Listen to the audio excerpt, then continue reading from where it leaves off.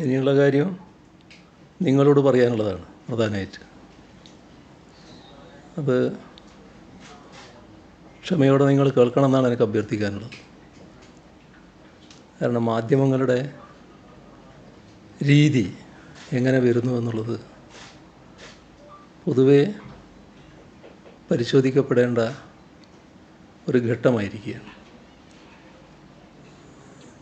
കഴിഞ്ഞ ദിവസങ്ങളിൽ പ്രമുഖ ദൃശ്യമാധ്യമങ്ങൾ നൽകിയ തലക്കെട്ടുകൾ നിങ്ങളെല്ലാവരുടെയും ശ്രദ്ധയിലുള്ളതായിരിക്കും. വയനാട്ടിൽ ചെലവിട്ട കണക്കുമായി സർക്കാർ,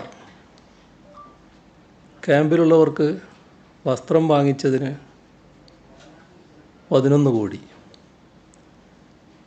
ജനറേറ്റർ പ്രവർത്തിപ്പിക്കാൻ 7 കോടി, പാലത്തിനടിയിലെ കല്ല് നിരത്തിയതിന് 1 കോടി, മൃതദേഹം സംസ്കരിക്കാൻ 2,76,00,000 എന്നിങ്ങനെ നീളുന്നു സർക്കാർ കണക്ക്. പിന്നീട് കൗണ്ടർ പോയിൻ്റ് എന്ന പരിപാടിയുടെ തലക്കെട്ട് കണക്കിൽ കള്ളമോ? ഇത് ഒരു ചാനൽ മാത്രം തുറന്നുവിട്ട കണക്കുകളാണ്. മറ്റൊരു ചാനലിൻ്റെ തലക്കെട്ടുകൾ സർക്കാരിൻ്റെ അമിത ചെലവ് കണക്ക് പുറത്ത്, വളണ്ടിയർമാരുടെ ഗതാഗതം 4 കോടി, ഭക്ഷണച്ചെലവ് 10 കോടി, ദുരിതാശ്വാസ ക്യാമ്പിലെ ജനറേറ്റർ 7 കോടി, ക്യാമ്പിലെ ഭക്ഷണം 8 കോടി, ബേലിപ്പാലം 1 കോടി. ഇങ്ങനെ അത് പോവുകയാണ്. ഓരോ വാചകവും പ്രത്യേകം ശ്രദ്ധിക്കേണ്ടതാണ്. കാരണം പെട്ടെന്ന് കേൾക്കുന്ന ആരും ഞെട്ടിപ്പോകുന്ന തരത്തിലുള്ള കണക്കുകൾ. ദുരിതബാധിതർക്ക് നൽകിയതിനേക്കാൾ തുക വളണ്ടിയർമാർക്ക് എന്നാണ് പ്രമുഖ സ്ഥാനത്ത് നിൽക്കുന്ന ഒരു ചാനൽ കണ്ടെത്തിയത്. വയനാടിൻ്റെ പേരിൽ കൊള്ള എന്ന് മറ്റൊരു കൂട്ടർ വിധിയെഴുതി. ഓണത്തിൻ്റെ ദിവസങ്ങളിലാണ് ഇത്തരത്തിലൊരു സ്തോഭജനകമായ വാർത്ത പ്രചരിപ്പിക്കപ്പെട്ടത്. ഓണ ദിവസം അവധിയായതിനാൽ പത്രങ്ങൾക്ക് ചൂടോടെയത് ഏറ്റെടുക്കാനായില്ല. എന്നാലും മുഖ്യധാരാ പത്രങ്ങൾ ഒട്ടും മോശമാക്കിയില്ല. അടുത്ത ദിവസം ഇറങ്ങിയ ഒന്നാം പത്രത്തിൽ കണക്ക് പിഴ എന്ന തലക്കെട്ടിൽ 1-ാം പേജിൽ തന്നെ വാർത്ത വന്നു. കേന്ദ്രത്തിന് നൽകിയത് അവിശ്വസനീയമായ കണക്കുകൾ എന്ന ആക്ഷേപം എന്നുകൂടി ചേർത്ത് വായനക്കാരിൽ സംശയത്തിൻ്റെ പുകപടലം നിലനിർത്താനാണ് ആ പത്രം ശ്രമിച്ചത്.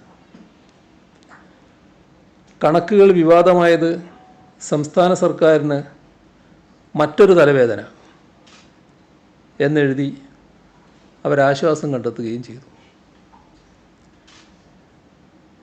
നാം കാണേണ്ടത് ഒറ്റ ദിവസം കൊണ്ട് ഇതുപോലുള്ള വാർത്തകൾ ലോകമാകെ സഞ്ചരിക്കുകയാണ്. വയനാട് ദുരന്തത്തിൻ്റെ പേരിൽ സംസ്ഥാന സർക്കാർ കള്ളക്കണക്ക് കൊടുത്തു എന്ന ആരോപണവുമായി പ്രതിപക്ഷത്തെ പ്രധാന നേതാക്കളും അപ്പോൾ രംഗത്തിറങ്ങി. സോഷ്യൽ മീഡിയയിൽ വ്യാപകമായ ആക്ഷേപം വന്നു. കേരളത്തിനെതിരായ ദുഷ്പ്രചരണം എല്ലാ സീമകളും കടന്ന് കുതിച്ചു പാഞ്ഞു. പഴയ ഒരു പ്രസിദ്ധമായ വാചകമുണ്ടല്ലോ, പ്രശസ്ത എഴുത്തുകാരൻ ജോനാഥൻ സ്വിഫ്റ്റ് പറഞ്ഞത്, അസത്യം പറക്കുമ്പോൾ സത്യം അതിൻ്റെ പിന്നാലെ മുടന്തുകയാണ് ചെയ്യുക. ഇത് അക്ഷരാർത്ഥത്തിൽ ശരിയാകുന്നതാണ് നമുക്ക് കാണാൻ കഴിഞ്ഞത്. എന്താണ് യഥാർത്ഥ സംഭവമെന്ന് വിശദീകരിച്ചുകൊണ്ട് സർക്കാർ പത്രക്കുറിപ്പ് ഇറക്കി. പക്ഷേ ആദ്യം പറഞ്ഞ വ്യാജ വാർത്തയുടെ പിന്നാലെ എഴയാൻ മാത്രമേ ആ വിശദീകരണത്തിന് കഴിഞ്ഞുള്ളൂ. എന്താണ് ഇതിൻ്റെ ഫലം? അതാണ് നമ്മൾ ആലോചിക്കേണ്ടതും ചിന്തിക്കേണ്ടതും. കേരളം കണക്കുകൾ പെരുപ്പിച്ച് അനർഹമായ കേന്ദ്ര സഹായം തട്ടിയെടുക്കാൻ ശ്രമിക്കുന്നു എന്ന വ്യാജ കഥ വലിയൊരു വിഭാഗം ജനങ്ങളുടെ മനസ്സിലേക്ക് കടന്നു കയറി. അതിൻ്റെ ഫലം എന്താ? കേരളീയരും ഇവിടുത്തെ സർക്കാരും ജനങ്ങളാകെയും ലോകത്തിനു മുന്നിൽ അവഹേളിക്കപ്പെട്ടു. അതുകൊണ്ടാണ് ഇത് കേവലമൊരു വ്യാജ വാർത്താ പ്രചരണമോ മാധ്യമധാർമ്മികതയുടെ പ്രശ്നമോ അല്ല എന്ന് പറയേണ്ടി വരുന്നത്.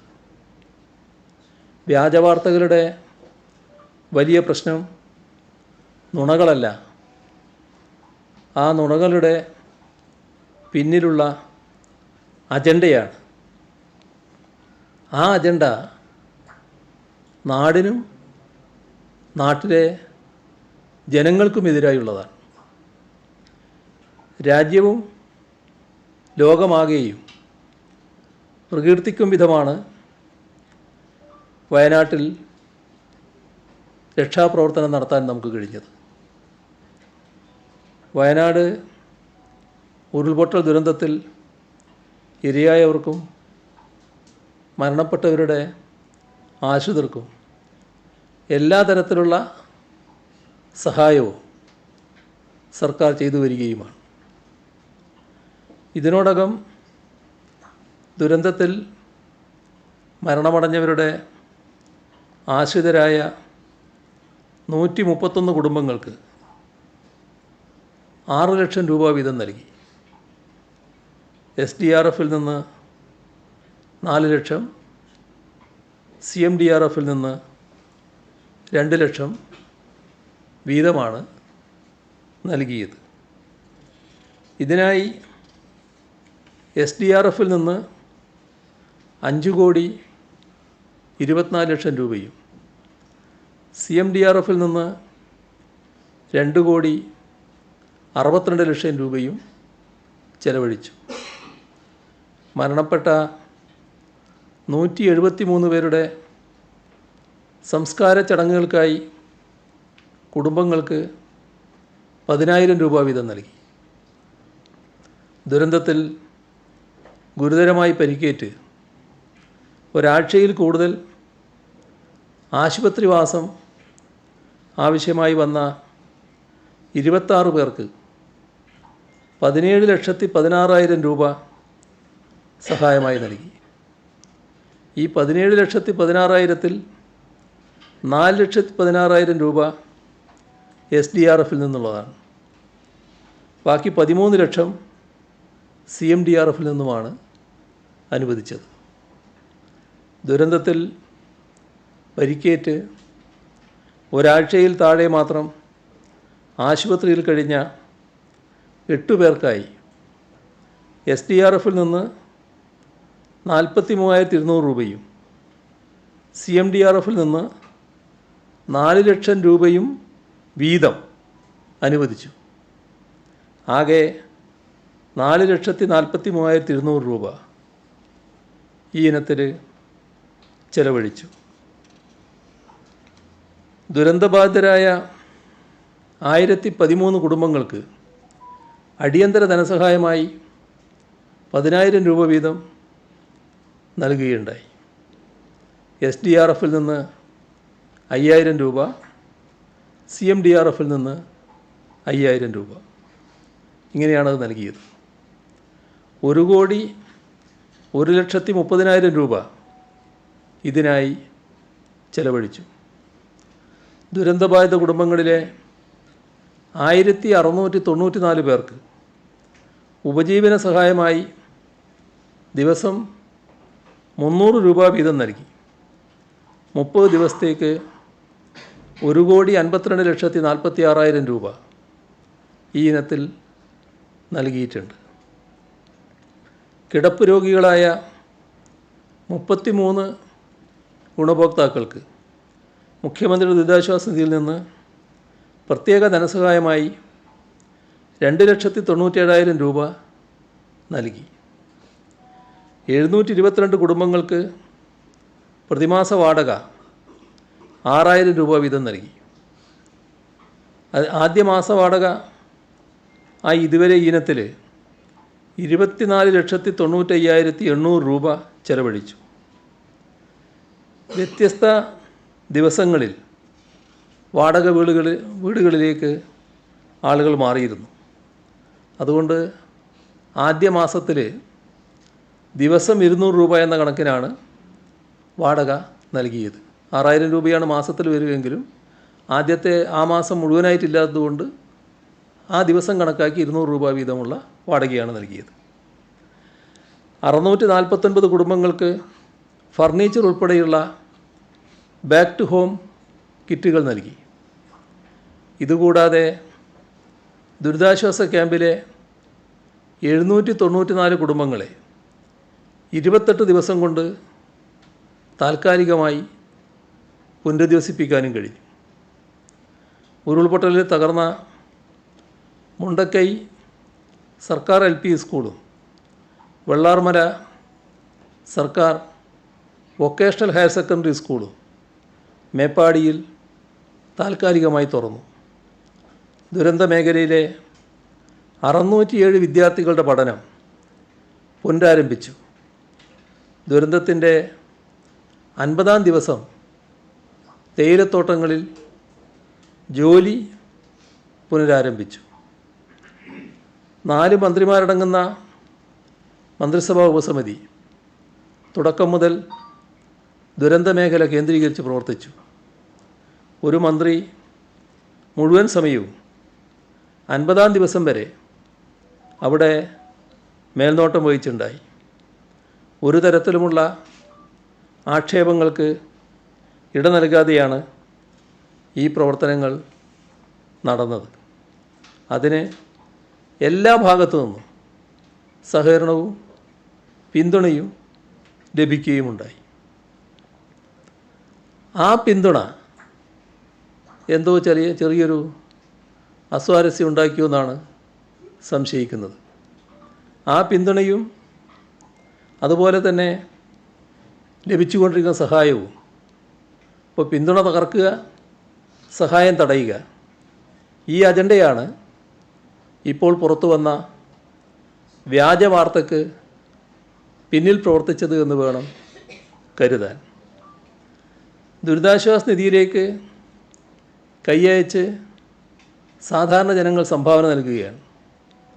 ആ ജനങ്ങളെ അതിൽ നിന്ന് പിന്തിരിപ്പിക്കുക എന്നൊരു ദുഷ്ടലക്ഷ്യം ഇതിൻ്റെ ഭാഗമായിട്ടുണ്ട്. ഒരു സംശയവുമില്ലാതെ പറഞ്ഞു വെക്കാനുള്ളത്, ഇതൊരു സാധാരണ മാധ്യമ പ്രവർത്തനമല്ല, വിശേഷിപ്പിക്കാവുന്നത് നശീകരണ മാധ്യമ പ്രവർത്തനമെന്ന് മാത്രമാണ്. ഈ നശീകരണ മാധ്യമ പ്രവർത്തനം സമൂഹത്തിനെതിരായ കുറ്റകൃത്യമാണ്. തങ്ങളുടെ വിശ്വാസ്യതർക്ക് മാത്രമല്ല, സമൂഹത്തിനെതിരായ കുറ്റകൃത്യമാണ് ചെയ്യുന്നത് എന്ന തിരിച്ചറിവ് ഇത്തരം ആളുകൾക്കുണ്ടാവണം. എല്ലാ മാധ്യമങ്ങളും ഒരേപോലെ ഇക്കൂട്ടത്തിലുണ്ട് എന്ന് പറയുന്നില്ല. ചിലവ തെറ്റായ വാർത്ത കൊടുത്തു എന്ന് മനസ്സിലാക്കി തിരുത്തിയിട്ടുണ്ട്. അത്രത്തോളം നല്ലത് തന്നെ. ഇവിടെ മാധ്യമങ്ങൾ പൊതുവെ വിവാദ നിർമ്മാണശാലകളായി മാറിയതാണ് കണ്ടത്. യാഥാർത്ഥ്യം വസ്തുനിഷ്ഠമായി സമൂഹത്തിലെത്തിച്ച് ജനാധിപത്യത്തെ ശക്തമാക്കുക, ഇതാണ് മാധ്യമങ്ങൾ ചെയ്യേണ്ട ധർമ്മം. എന്നാൽ ആ ഉത്തരവാദിത്വം വിസ്മരിച്ചുകൊണ്ടാണ് പല മാധ്യമങ്ങളും പ്രവർത്തിച്ചത്.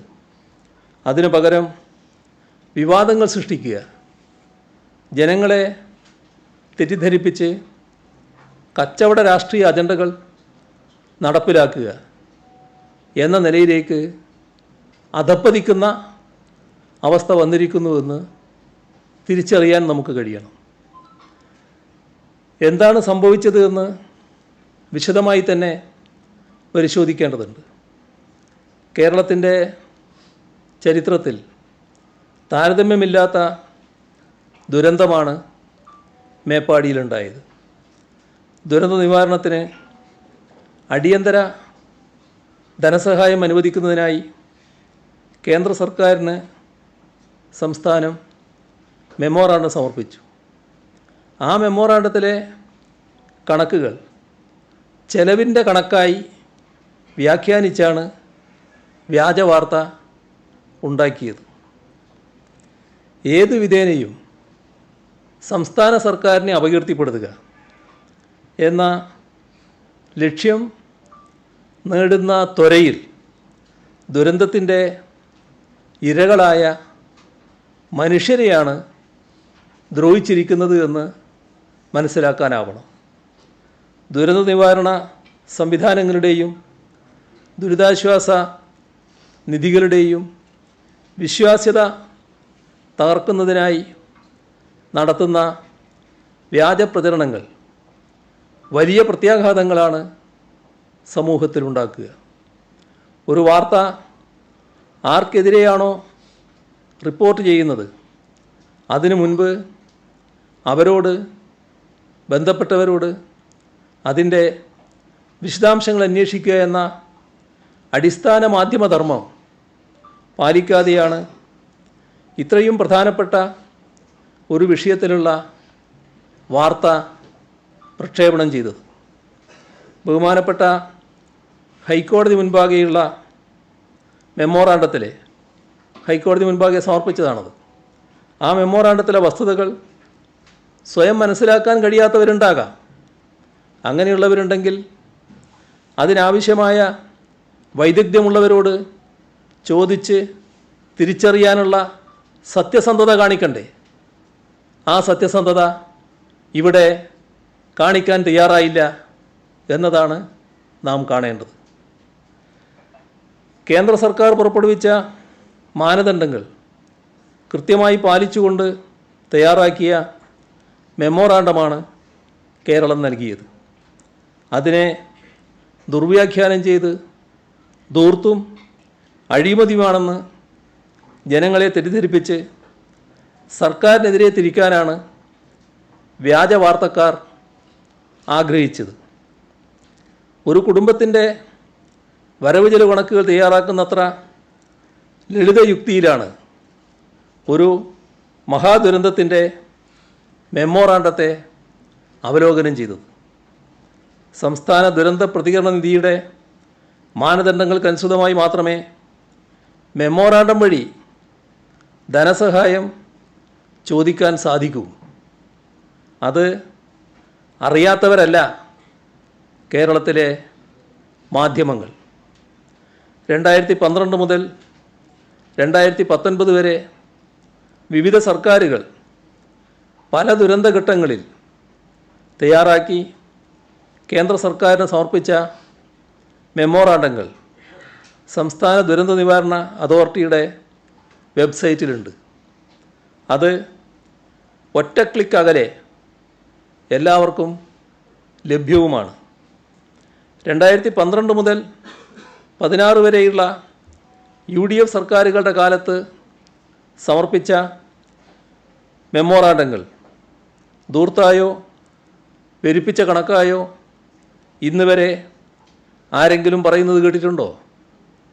ഇതിന് വ്യവസ്ഥാപിതമായ രീതികളുണ്ടെന്ന് അറിയാവുന്നതുകൊണ്ടാണല്ലോ ആരും അന്നത് വിവാദമാക്കാതെയിരുന്നത്. വരൾച്ച മുതൽ പുറ്റിങ്ങൽ വെടിക്കെട്ട് അപകടം വരെയുള്ള ദുരന്തഘട്ടങ്ങളിൽ കേന്ദ്ര സർക്കാരിൽ നിന്ന് പരമാവധി സഹായം ചോദിച്ചു വാങ്ങണം എന്നതിനാണ് അന്നത്തെ പ്രതിപക്ഷം പോലും മുൻഗണന നൽകിയത്. എന്നാൽ ഇപ്പോൾ ദുരന്തങ്ങൾ നമ്മുടെ നാടിനെ ഗ്രസിക്കുമ്പോൾ മലയാളികൾ കൂട്ടായ്മ കൊണ്ടും സഹവർത്തിത്വം കൊണ്ടും അവ തരണം ചെയ്യാൻ ശ്രമിക്കുന്ന ഘട്ടത്തിൽ അതിനെ തുരങ്കം വെക്കുന്നതിൻ്റെ ഉദ്ദേശശുദ്ധി ചോദ്യം ചെയ്യപ്പെടുക തന്നെ വേണം. മെമ്മോറാണ്ടം തയ്യാറാക്കുന്നത് മന്ത്രിമാരല്ല, അതിനായി പരിശീലനം ലഭിച്ച പ്രൊഫഷണലുകളാണ്. അത് തയ്യാറാക്കുന്നതിന് രാജ്യമാകെ അവലംബിക്കുന്ന ചില രീതികളുണ്ട്. ദുരന്തഘട്ടത്തിൽ രക്ഷാപ്രവർത്തനം നടന്നുകൊണ്ടിരിക്കുന്നതിൻ്റെ മധ്യത്തിൽ തയ്യാറാക്കപ്പെടുന്ന മെമ്മോറാണ്ടത്തിൽ പല സാധ്യതകൾ വിലയിരുത്തി വേണം ഓരോ കണക്കുകളും തയ്യാറാക്കാൻ. അത്തരത്തിൽ തയ്യാറാക്കിയ വിവരങ്ങളെയാണ് കള്ളക്കണക്ക് എന്ന് ആക്ഷേപിച്ചത്. ഇത്തരം ആളുകൾ ആദ്യം മനസ്സിലാക്കേണ്ട ഒരു വസ്തുതയുണ്ട്.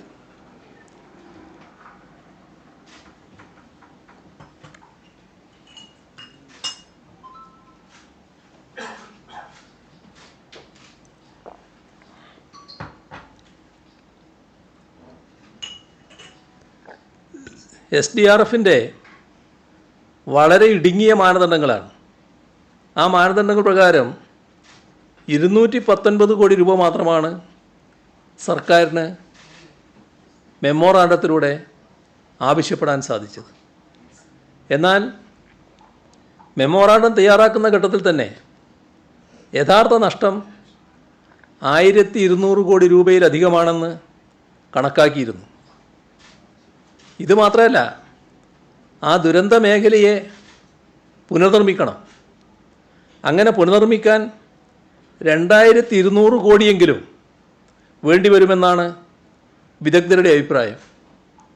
അപ്പോഴാണ് 219 കോടി രൂപ മാനദണ്ഡപ്രകാരം സഹായമായി ചോദിച്ചതിനുള്ള വ്യാജ പ്രചരണം വരുന്നത്. കണക്ക് പെരുപ്പിച്ച് കാണിച്ചുവെന്ന് പറയുന്നവർക്ക് ഓരോന്നായി വസ്തുതകൾ പരിശോധിക്കാവുന്നതായിരുന്നല്ലോ.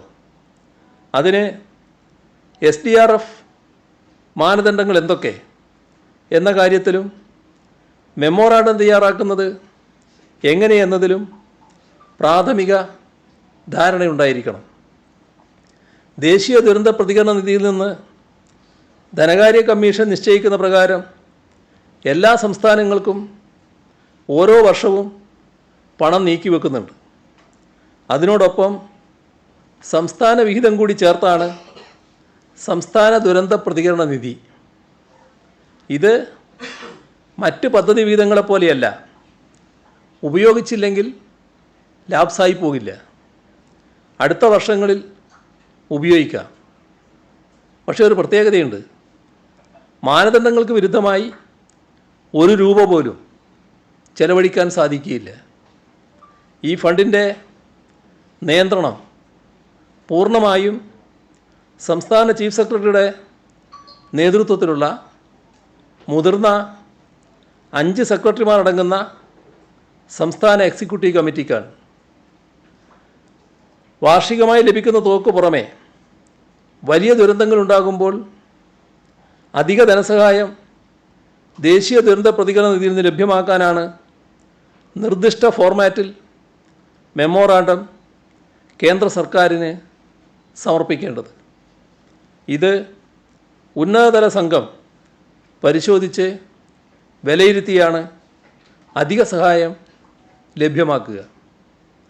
ഓഗസ്റ്റ് 9 തന്നെ കേരളത്തിലെത്തിയ കേന്ദ്ര സംഘവുമായി കൂടിയാലോചനകൾ നടത്തുകയും അവരെ ദുരന്തത്തിൻ്റെ ആഘാതം ബോധ്യപ്പെടുത്തുകയും ചെയ്തിട്ടുണ്ട്.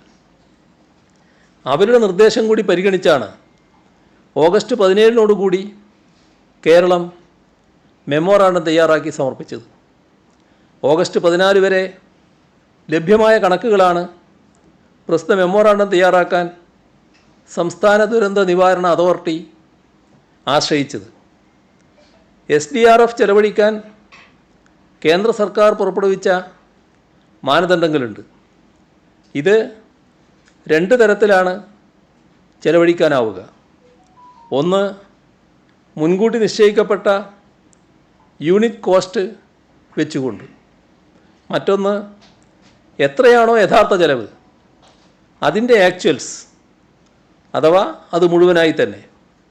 അതായത് ഒരു വീട് നഷ്ടപ്പെട്ടാൽ അത് എത്ര ലക്ഷങ്ങൾ വിലയുള്ളതാണെങ്കിലും പരമാവധി SDRFൽ നിന്ന് നൽകാൻ സാധിക്കുക 1,30,000 രൂപ മാത്രമാണ്. 1 കിലോമീറ്റർ റോഡിന് 1,00,000 രൂപ, ഒരു സ്കൂളിന് 2,00,000 രൂപ. ഇങ്ങനെയാണ് SDRFൽ നിശ്ചയിച്ചിട്ടുള്ളത്.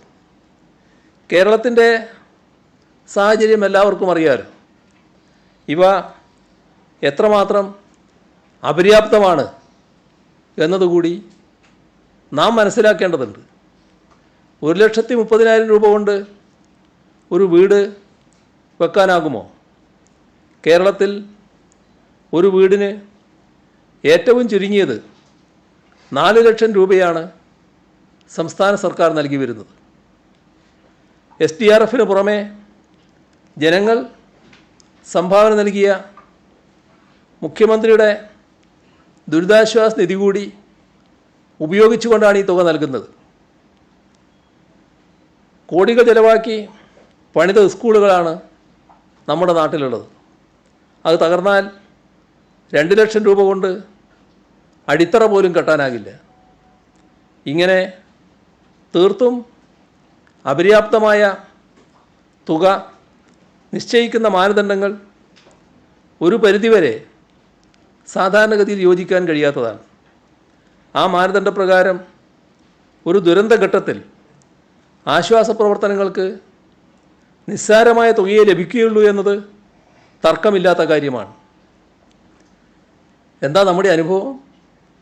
അതുതന്നെ പലപ്പോഴും കിട്ടാറില്ല. ഇതാണ് നമ്മുടെ സംസ്ഥാനത്തിൻ്റെ അനുഭവം. ഇവിടെ നിലവിലുള്ള മാനദണ്ഡങ്ങൾക്കനുസൃതമായി പരമാവധി സഹായം ലഭിക്കാൻ നൽകിയ മെമ്മോറാണ്ടത്തെയാണ് ആക്രമിച്ചത്.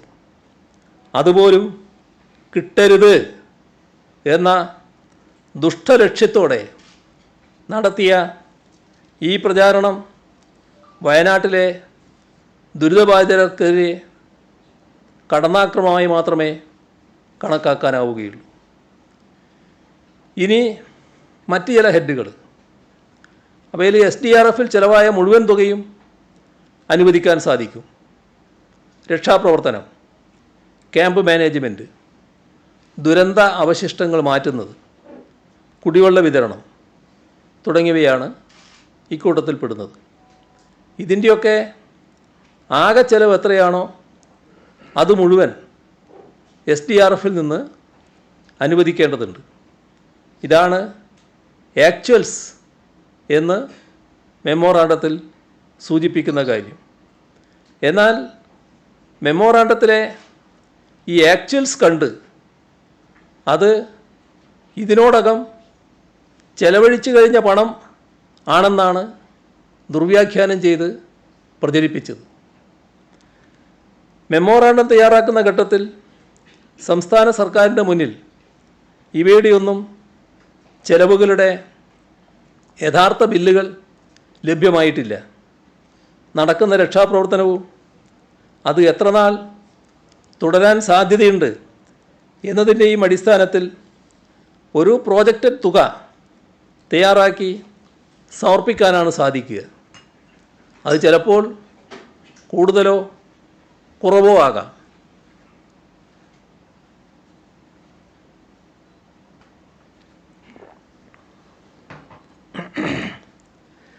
രണ്ടായിരത്തി പ്രളയരക്ഷാപ്രവർത്തനത്തിന് എല്ലാവർക്കും ഓർമ്മയുള്ള കാര്യമാണ്. 102 കോടി രൂപയുടെ ബില്ല് വ്യോമസേന കേരളത്തിന് അയച്ചു. എപ്പോഴാണ് അയച്ചത്? 2019 ഫെബ്രുവരിയിൽ. അത് SDRFൽ നിന്ന് കൊടുക്കാൻ സംസ്ഥാനം ബാധ്യസ്ഥമാണ്.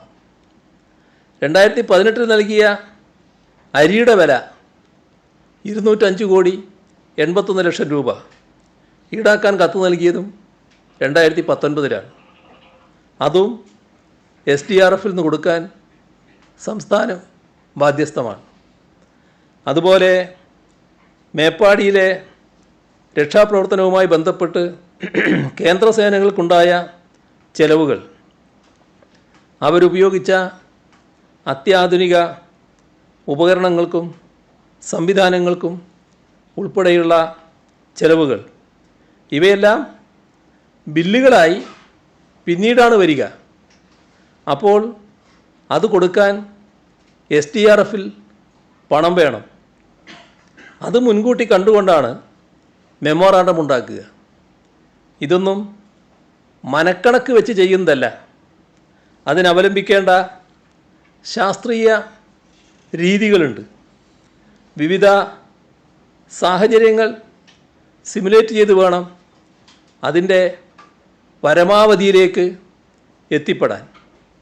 അവ യഥാർത്ഥത്തിൽ കൂടുതലാവുകയാണെങ്കിൽ അത് കേന്ദ്ര സംഘം പരിശോധിച്ച് കുറക്കും. എന്നാൽ ദുരന്തഘട്ടത്തിൽ രക്ഷാപ്രവർത്തനം അത്രയൊക്കെ മതി എന്നൊരു നിലപാട് സർക്കാരിന് സ്വീകരിക്കാൻ സാധിക്കില്ല.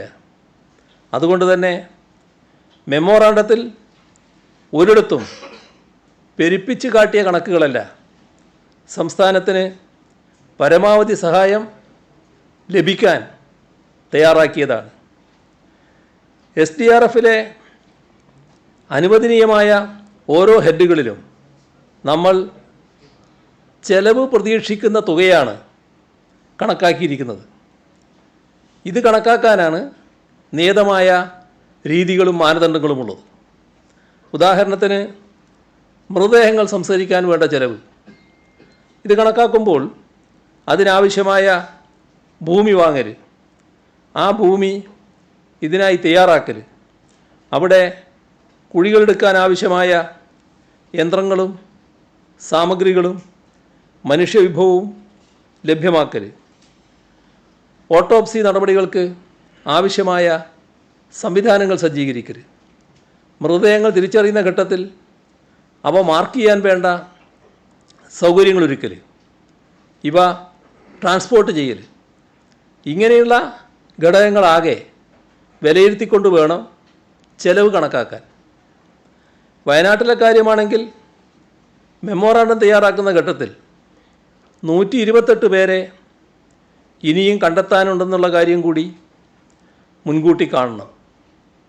അവ ശരീരഭാഗങ്ങളായാണ് ലഭിക്കുന്നത് എങ്കിലും അവയെ ഓരോന്നിനെയും ഓരോ മൃതദേഹമായി തന്നെ കണ്ട് സംസ്കരിക്കണമെന്നതാണ് സംസ്ഥാന സർക്കാർ സ്വീകരിച്ച നയം. അപ്പോൾ അതിനുകൂടിയുള്ള ചെലവുകൾ പ്രതീക്ഷിക്കണം. അധിക ഭൂമി ആവശ്യമെങ്കിൽ വില കൊടുത്ത് വാങ്ങേണ്ടി വരും. അതിനെല്ലാം പ്രതീക്ഷിക്കുന്ന ചെലവാണ് മെമ്മോറാണ്ടത്തിൽ രേഖപ്പെടുത്തുന്നത്. യഥാർത്ഥത്തിൽ ചിലപ്പോൾ ഇതിനായി മനുഷ്യാധ്വാനവും സൗജന്യമായി കേരളത്തിലെ നല്ലവരായ മനുഷ്യർ പലയിടങ്ങളിൽ ലഭ്യമാക്കിയേക്കാം. എന്നാൽ അത് വെച്ച് മാത്രം സർക്കാർ കണക്ക് തയ്യാറാക്കാൻ പറ്റില്ല. കേന്ദ്ര സർക്കാർ ഇതിനൊന്നും നമുക്ക് പണം തരേണ്ടതില്ല എന്ന നിലപാട് എടുക്കാനും പറ്റില്ല. നമുക്ക് ഇനിയും നിറവേറ്റാൻ ഒട്ടേറെ ആവശ്യങ്ങളുണ്ട്. മാനദണ്ഡങ്ങളനുസരിച്ച് പണം ചെലവഴിക്കേണ്ടതുമുണ്ട്. ഇത്തരത്തിലാണ് ഓരോ കണക്കുകളും തയ്യാറാക്കിയത്. വേറൊരു ആക്ഷേപമുയർത്തിയത് സന്നദ്ധ പ്രവർത്തകരുടെ പേരിൽ കോടികൾ, ഇതായിരുന്നു മറ്റൊരാക്ഷേപം. മെമ്മോറാണ്ടത്തിലെ വോളണ്ടിയേഴ്സ് ആൻഡ് ട്രൂപ്സ് എന്നതിലെ സേനകളെന്ന ഭാഗം സൗകര്യപൂർവ്വം ഒഴിവാക്കി ആ കണക്കുകൾ അവതരിപ്പിക്കുകയാണ് ഈ മാധ്യമങ്ങൾ ചെയ്തത്. രാജ്യത്തിൻ്റെ വിവിധ കോണുകളിൽ നിന്ന് കേരളത്തിൽ കേന്ദ്രസേനകൾ എത്തിയിട്ടുണ്ട്. ആ കേരളത്തിലേക്ക് എത്തിച്ച കേന്ദ്രസേനകളെ ട്രാൻസ്പോർട്ട് ചെയ്യാനും അവർക്ക് താമസമൊരുക്കാനും ഒന്നും ചിലവാകില്ല എന്നാണോ? വിമാനക്കൂലി മുതൽ ഇവരെയും ഉപകരണങ്ങളെയും കണ്ണൂരിലെയും കരിപ്പൂരിലെയും എയർപോർട്ടിൽ നിന്നും ദുരന്ത സ്ഥലത്ത് എത്തിക്കാനും അതുപോലെ ഇവരെയൊക്കെ തിരിച്ചയക്കാനുമുള്ള ചെലവുകൾ കാണണ്ടേ? കേരളത്തിലെ വിവിധ പ്രദേശങ്ങളിൽ നിന്ന് പോലീസും ഫയർഫോഴ്സും ആരോഗ്യ പ്രവർത്തകരും ഇവിടെ എത്തിയില്ലേ? അവരുടെ താമസവും ഭക്ഷണവും യാത്രാ ചെലവും കാണിക്കണ്ടേ? സന്നദ്ധ പ്രവർത്തകരുടെ കൂട്ടത്തിൽ കേരളത്തിലെ വിവിധ ഇടങ്ങളിൽ നിന്ന് സർക്കാർ കൊണ്ടുവന്ന പരിശീലനം കിട്ടിയ ആപ്തമിത്ര സിവിൽ ഡിഫൻസ് വളണ്ടിയർമാരുണ്ടല്ലോ. ഇതെല്ലാം കണക്കിലെടുക്കണ്ടേ? 90 ദിവസം വരെ തെരച്ചിൽ തുടരുകയാണെങ്കിൽ നൂറുകണക്കിന് വരുന്ന ഈ സന്നദ്ധ പ്രവർത്തകരും രക്ഷാസേനകൾക്കും വേണ്ടി പ്രതീക്ഷിക്കേണ്ട ചെലവുകൾ കേന്ദ്ര സർക്കാരിനോട് ചോദിച്ചു വാങ്ങണ്ടേ? കേരളത്തിലെ വിവിധ രാഷ്ട്രീയ യുവജന സംഘടനകൾ ഉൾപ്പെടെ വിവിധ സംഘടനകൾ, സന്നദ്ധ സംഘടനകൾ നിസ്വാർത്ഥമായ സേവനം ദുരന്തബാധിത പ്രദേശത്ത് ചെയ്തിട്ടുണ്ട്. അവരാരും തന്നെ അതിൽ പണം ആവശ്യപ്പെട്ടിട്ടുമില്ല. എന്നാൽ കേരളത്തിൽ ഇങ്ങനെയെല്ലാം ജനങ്ങൾ ചെയ്തുകൊള്ളും എന്നാണോ നാം കേന്ദ്രത്തോട് പറയേണ്ടത്? ഇതെല്ലാം പരിഗണിച്ച് വേണം മെമ്മോറാണ്ടത്തിലെ ഓരോ വരിയും തയ്യാറാക്കാൻ. നിർഭാഗ്യവശാൽ ഇതിനെക്കുറിച്ച് അജ്ഞരായവരോ അങ്ങനെ നടിക്കുന്നവരുമായി ഇവിടുത്തെ ഒരു കൂട്ടം മാധ്യമങ്ങൾ മാറി എന്നതാണ് വസ്തുത. വിദ്യാസമ്പന്നരായ മാധ്യമപ്രവർത്തകർ പ്രതീക്ഷിക്കുന്ന ചെലവുകളെ ചെലവഴിച്ച തുക എന്നും പിന്നീട് പെരുപ്പിച്ച തുക എന്നും പ്രചരിപ്പിക്കുന്നത് വിദ്യാഭ്യാസക്കുറവിൻ്റെ പ്രശ്നമല്ല. കാരണം പ്രതീക്ഷിക്കുന്ന ചെലവും അവർ പറഞ്ഞ ഈ ചെലവഴിച്ച തുക എന്നതും തമ്മിലുള്ള വ്യത്യാസം നല്ലതുപോലെ അവർക്കെല്ലാം അറിയാലോ. അവരുടെ ചില പ്രത്യേക താല്പര്യങ്ങളുടെ കുഴപ്പമാണ് ഇവിടെ ദൃശ്യമാവുന്നത്. ഇത്തരം വ്യാജ പ്രചരണങ്ങൾക്കെതിരെ നിയമ നടപടികൾ സ്വീകരിക്കാൻ സർക്കാർ നിർബന്ധിതമാവുകയാണ്. ഇവിടെയാകട്ടെ ബഹുമാനപ്പെട്ട ഹൈക്കോടതിയുടെ വിധിന്യായത്തെയാണ് ദുർവ്യാഖ്യാനം ചെയ്തത്. ഇൻ്റർഫിയറൻസ് ഓഫ് അഡ്മിനിസ്ട്രേറ്റീവ് ജസ്റ്റിസ് ആണ് നടത്തിയിരിക്കുന്നത്. അതുകൂടി കണക്കിലെടുത്തുള്ള നിയമ നടപടികൾ ആലോചിക്കേണ്ട സാഹചര്യമാണ് വന്നിരിക്കുന്നത്. ഇതാദ്യമല്ല മാധ്യമങ്ങൾ ഈ വിധം ഇല്ലാക്കഥ മെനയുന്നത്. മാധ്യമങ്ങളുടെ ക്രിമിനൽ വാസനാ വികൃതികളുടെ എത്രയോ ഉദാഹരണങ്ങൾ ഇതിനു മുൻപ് നമ്മുടെ മുന്നിലുള്ളതാണ്. സർക്കാരിനെതിരെ മാത്രമല്ല, തങ്ങൾക്ക് ഹിതകരമല്ലാത്ത രാഷ്ട്രീയത്തിനെതിരെയും വ്യക്തികൾക്കെതിരെയും നിരന്തരം ഇത്തരം ആക്രമണങ്ങൾ നടത്തിയിട്ടുണ്ട്. ഓർമ്മയില്ലേ കെവിൻ കേസ്? ചെങ്ങന്നൂർ ഉപതെരഞ്ഞെടുപ്പ് നടക്കുന്ന ദിവസമല്ലേ അന്ന് കെവിൻ കൊലക്കേസിൽ ചില മാധ്യമങ്ങൾ വ്യാജ പ്രചരണങ്ങൾ അഴിച്ചുവിട്ടത്? നടന്നത് ദുരഭിമാനക്കൊലയാണെന്ന് വ്യക്തമായി അറിഞ്ഞിട്ടും സംഭവവുമായി യാതൊരു ബന്ധവുമില്ലാത്ത DYFIയെ പ്രതിസ്ഥാനത്ത് പ്രതിഷ്ഠിക്കാനായിരുന്നല്ലോ ഒരു വിഭാഗം മാധ്യമങ്ങൾ വല്ലാതെ വ്യഗ്രത കാട്ടിയത്. തെരഞ്ഞെടുപ്പ് ദിവസം പോളിംഗ് കഴിയുന്നതുവരെയും DYFIയെ ആക്രമിക്കാനായിരുന്നു ഇത്തരം ചാനലുകൾക്ക് അമിതമായ താൽപ്പര്യം. അവസാന വോട്ടും വീണ് കഴിഞ്ഞുവെന്ന് ഉറപ്പിച്ച ശേഷം മാത്രമാണ് കെവിൻ കേസിലെ പ്രതികൾ ഭാര്യാ സഹോദരനും പിതാവുമാണെന്ന് വ്യക്തമായി റിപ്പോർട്ട് ചെയ്യാൻ പലരും തയ്യാറായത്. ഓർമ്മയില്ലേ ഓമനക്കുട്ടൻ്റെ കഥ? അത്ര പെട്ടെന്ന് മറക്കാൻ കഴിയുന്ന ഒന്നല്ലല്ലോ അത്. പ്രളയസമയത്ത് ചേർത്തലക്കാരൻ ഓമനക്കുട്ടനെ ഏത് രീതിയിലായിരുന്നു ക്രൂശിച്ചിരുന്നത്? ആലപ്പുഴ ജില്ലയിലെ ദുരിതാശ്വാസ ക്യാമ്പിലേക്ക് അവശ്യ സാധനങ്ങളുമായി വന്ന ഓട്ടോക്ക് വണ്ടിക്കൂലി കൊടുക്കാൻ പണമില്ല. അതുകൊണ്ട് ക്യാമ്പിലുള്ള ജലറോഡ് 70 രൂപ ഈ ഓമനക്കുട്ടൻ പിരിച്ചു. ആ ഓമനക്കുട്ടൻ CPIMൻ്റെ പ്രാദേശിക നേതാവ്. അദ്ദേഹത്തെ ഏത് വിധേനയാണ് കൈകാര്യം ചെയ്യുന്നതെന്ന് മാധ്യമങ്ങൾ തന്നെ സ്വയം ആലോചിച്ച് നോക്കിയാൽ മതി. ദുരിതാശ്വാസ ക്യാമ്പിലെ വട്ടിപ്പിരിവുകാരനായല്ലേ അദ്ദേഹത്തെ ചിത്രീകരിച്ചത്? വയനാട്ടിലെ രാഹുൽ ഗാന്ധിയുടെ ഓഫീസിലെ ഗാന്ധി ചിത്രം SFIക്കാർ തകർത്തു എന്തായിരുന്നില്ലേ കുറേ ദിവസം കുറേ മാധ്യമങ്ങൾ ബോധപൂർവം പ്രചരിപ്പിച്ചത്? എന്നാൽ പിന്നീട് ഇതിൻ്റെ വാസ്തവം വ്യക്തമായതല്ലേ. SFIക്കാർ ഓഫീസ് വിട്ടിറങ്ങിയ ശേഷമാണ് ഗാന്ധി ചിത്രം തകർക്കപ്പെട്ടതെന്ന വസ്തുത പിന്നീട് തെളിവ് സഹിതം പുറത്തു വന്നില്ലേ. AKG സെൻറ്റർ ആക്രമണ കേസിൽ ആളെ കിട്ടിയോ എന്തായിരുന്നില്ലേ പരിഹാസപൂർവം ചോദിച്ചുകൊണ്ടേയിരുന്നിരുന്നത്? ഒടുവിൽ ആളെ കിട്ടിയപ്പോൾ അത് കോൺഗ്രസിൻ്റെ വേണ്ടപ്പെട്ടയാളായിരുന്നില്ലേ? കൂടാതെ ഈയിടെ പിടിയിലായ ഈ കേസിലെ മുഖ്യ ആസൂത്രകനും KPCC പ്രസിഡൻറ്റിൻ്റെ അടുത്ത അനുയായിയല്ലേ ഇതേ വ്യക്തി?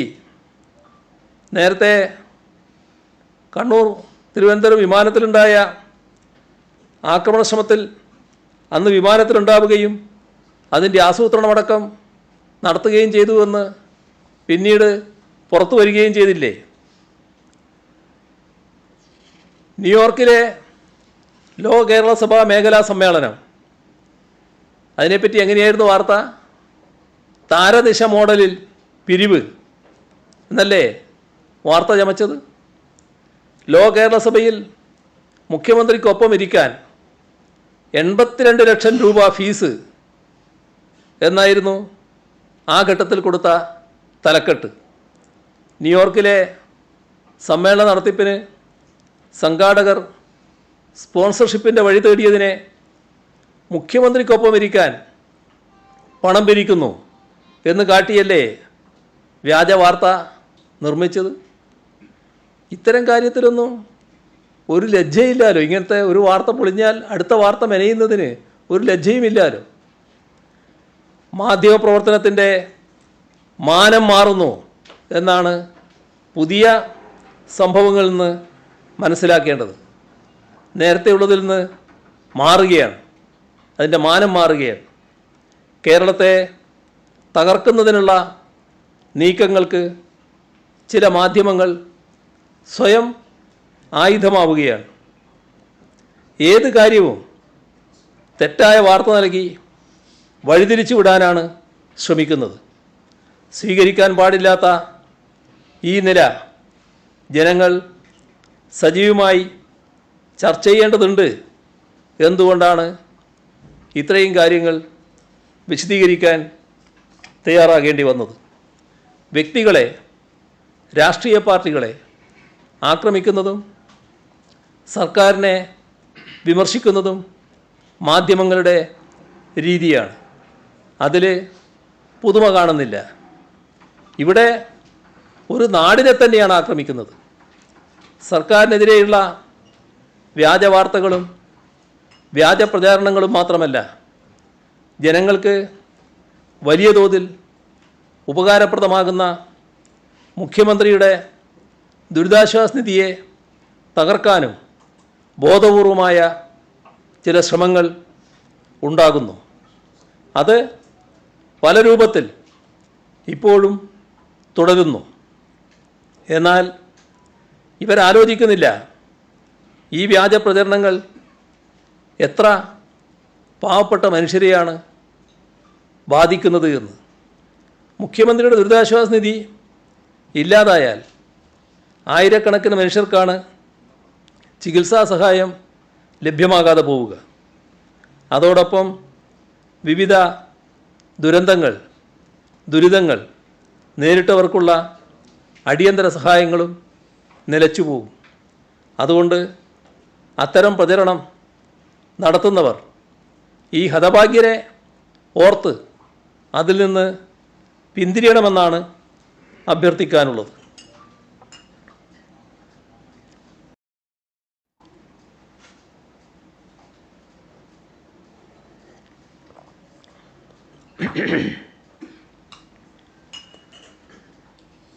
ഈ സർക്കാർ ഇപ്പോഴത്തെ അധികാരത്തിൽ വന്നതിന് ശേഷം ഇതുവരെ 2135 കോടി രൂപയുടെ മുഖ്യമന്ത്രിയുടെ ദുരിതാശ്വാസ നിധിയിൽ നിന്ന് വിതരണം ചെയ്യാൻ കഴിഞ്ഞിട്ടുണ്ട്. 2135 കോടി 29 ലക്ഷം രൂപയാണ് CMDRF നിന്ന് വിതരണം ചെയ്തത്. അതിൽ ചികിത്സാ സഹായമായി മാത്രം നൽകിയത് 685 കോടി 62 ലക്ഷം രൂപയാണ്. ആയിരക്കണക്കിന് പേർക്കാണ് സഹായം ലഭ്യമായത്. ഇതുകൂടാതെ പ്രളയബാധിതർക്ക് മുഖ്യമന്ത്രിയുടെ ദുരിതാശ്വാസ നിധിയിൽ നിന്ന് ഈ സർക്കാർ വന്ന ശേഷം 856 കോടി 95 ലക്ഷം രൂപ വിതരണം ചെയ്തിട്ടുണ്ട്. കോവിഡ് സമയത്ത് ദുരിതമനുഭവിച്ചവർക്ക് 380 കോടി 95 ലക്ഷം രൂപയാണ് മുഖ്യമന്ത്രി ദുരിതാശ്വാസ നിധിയിൽ നിന്ന് ഈ കാലയളവിൽ നൽകിയത്. ഇത് ഈ കാലം കഴിഞ്ഞ സർക്കാരിൻ്റെ കാലം. അത് കൃത്യമായി പറഞ്ഞാൽ 25/5/2016 മുതൽ 20/5/2021 വരെ 5715 കോടി 92 ലക്ഷം രൂപയാണ് മുഖ്യമന്ത്രിയുടെ ദുരിതാശ്വാസ നിധിയിൽ നിന്ന് വിതരണം ചെയ്തത്. സുതാര്യവും സുഗമവുമായി പ്രവർത്തിക്കുന്ന ഒരു സംവിധാനമാണ് മുഖ്യമന്ത്രിയുടെ ദുരിതാശ്വാസ നിധി. അത് ഇല്ലാതായാൽ പാവപ്പെട്ട ജനങ്ങൾക്ക് ചികിത്സാ സഹായമാണ് മുടങ്ങുന്നത്. രോഗബാധിതരുടെ ചികിത്സയ്ക്ക് തടസ്സമുണ്ടാകും. അതുപോലെ തന്നെ മറ്റു പല ദുരിതങ്ങളും അനുഭവിക്കുന്നവർക്കുള്ള സഹായങ്ങളും ലഭ്യമാക്കാൻ കഴിയാത്ത സ്ഥിതിയുണ്ടാകും. അതുകൊണ്ട് വ്യാജപ്രചാരകർ അതിൽ നിന്ന് പിന്മാറണം എന്നാണ് അഭ്യർത്ഥിക്കാനുള്ളത്. ഈ ദുരവസ്ഥ നമ്മുടെ നാടിന് ഉണ്ടാകാതിരിക്കാൻ അതാവശ്യമാണ്. മാധ്യമങ്ങൾ മാത്രമാണ് ഇല്ലാ കഥകൾ പ്രചരിപ്പിക്കുന്നത്, അങ്ങനെ പറഞ്ഞു പരത്തുന്നത് എന്ന് പറയാനാകില്ല. അതിന് പിന്നിലെ രാഷ്ട്രീയവും അജണ്ടയുമുണ്ട്. അതാണ് കൃത്യമായി പരിശോധിക്കേണ്ടത്.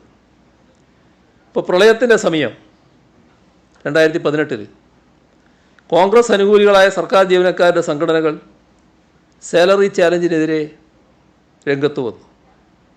എല്ലാവർക്കും ഓർമ്മയുള്ള കാര്യമാണല്ലോ. ദുരന്തമുഖത്ത് പോലും രാഷ്ട്രീയം കളിക്കുന്ന പ്രതിപക്ഷമായി അന്നവർ അധപ്പതിക്കുന്നതാണ് നാം കണ്ടത്. സാലറി ചാലഞ്ചിനോട് മുഖം തിരിക്കുക മാത്രമല്ല, ക്യാമ്പയിൻ മുടക്കാൻ അഹോരാത്രം പണിയെടുക്കുകയും ചെയ്തു. സർക്കാർ ഇന്നാട്ടിലെ അധ്യാപകരെയും ജീവനക്കാരെയും അകാരണമായി പിഴിയുന്നുവെന്നാണ് അന്നിവർ പറഞ്ഞു പരത്തിയത്.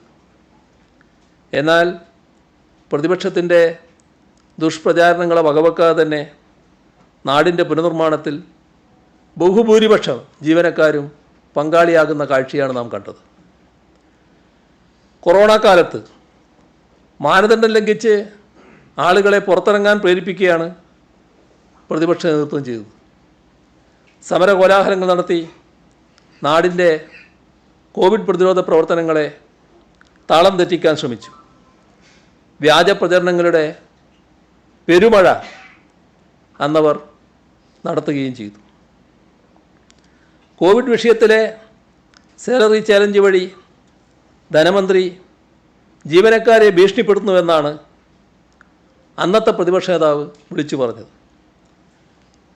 എന്നാൽ കോൺഗ്രസ് ഭരിക്കുന്ന മഹാരാഷ്ട്രയിൽ സർക്കാർ ജീവനക്കാർക്ക് മാൻഡേറ്ററി സാലറി കട്ട് നൽകുന്ന അതേ സമയത്താണ് 6 ദിവസത്തെ ശമ്പളം കടമായി ദുരിതാശ്വാസ നിധിയിലേക്ക് നൽകാൻ കേരളത്തിലെ സർക്കാർ അഭ്യർത്ഥിച്ചത് എന്ന് നാം ഓർക്കണം.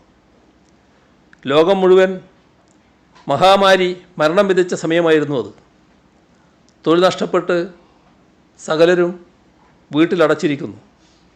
സർക്കാരുകളുടെ വരുമാനം നിലച്ചപ്പോൾ ദൈനംദിന ചെലവുകൾക്ക് പോലും വേണ്ടത്ര കാശില്ലാതെ ലോകമാകെ സർക്കാരുകൾ പ്രയാസപ്പെടുന്ന സാഹചര്യം, പലയിടങ്ങളിലും ശമ്പളം മുടങ്ങുന്ന നില.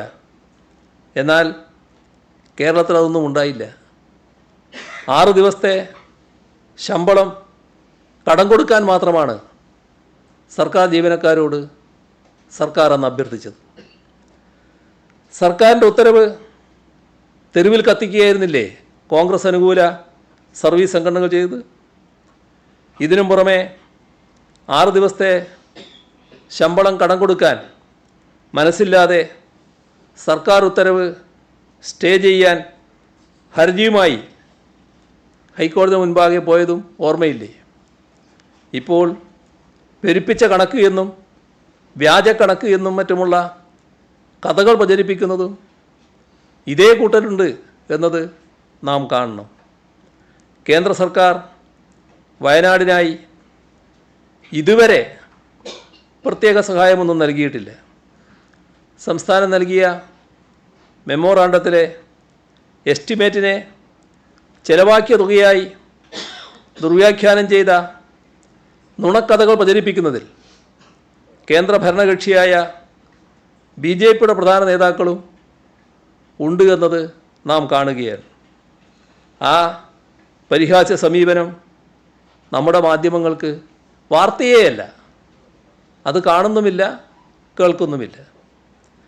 മറ്റു പല സംസ്ഥാനങ്ങൾക്കും പ്രകൃതി ദുരന്തമുണ്ടായപ്പോൾ പെട്ടെന്ന് തന്നെ സഹായം പ്രഖ്യാപിക്കുന്ന വാർത്തകൾ നമ്മുടെ മാധ്യമങ്ങൾ തന്നെ ഇവിടെ റിപ്പോർട്ട് ചെയ്തിട്ടുണ്ട്.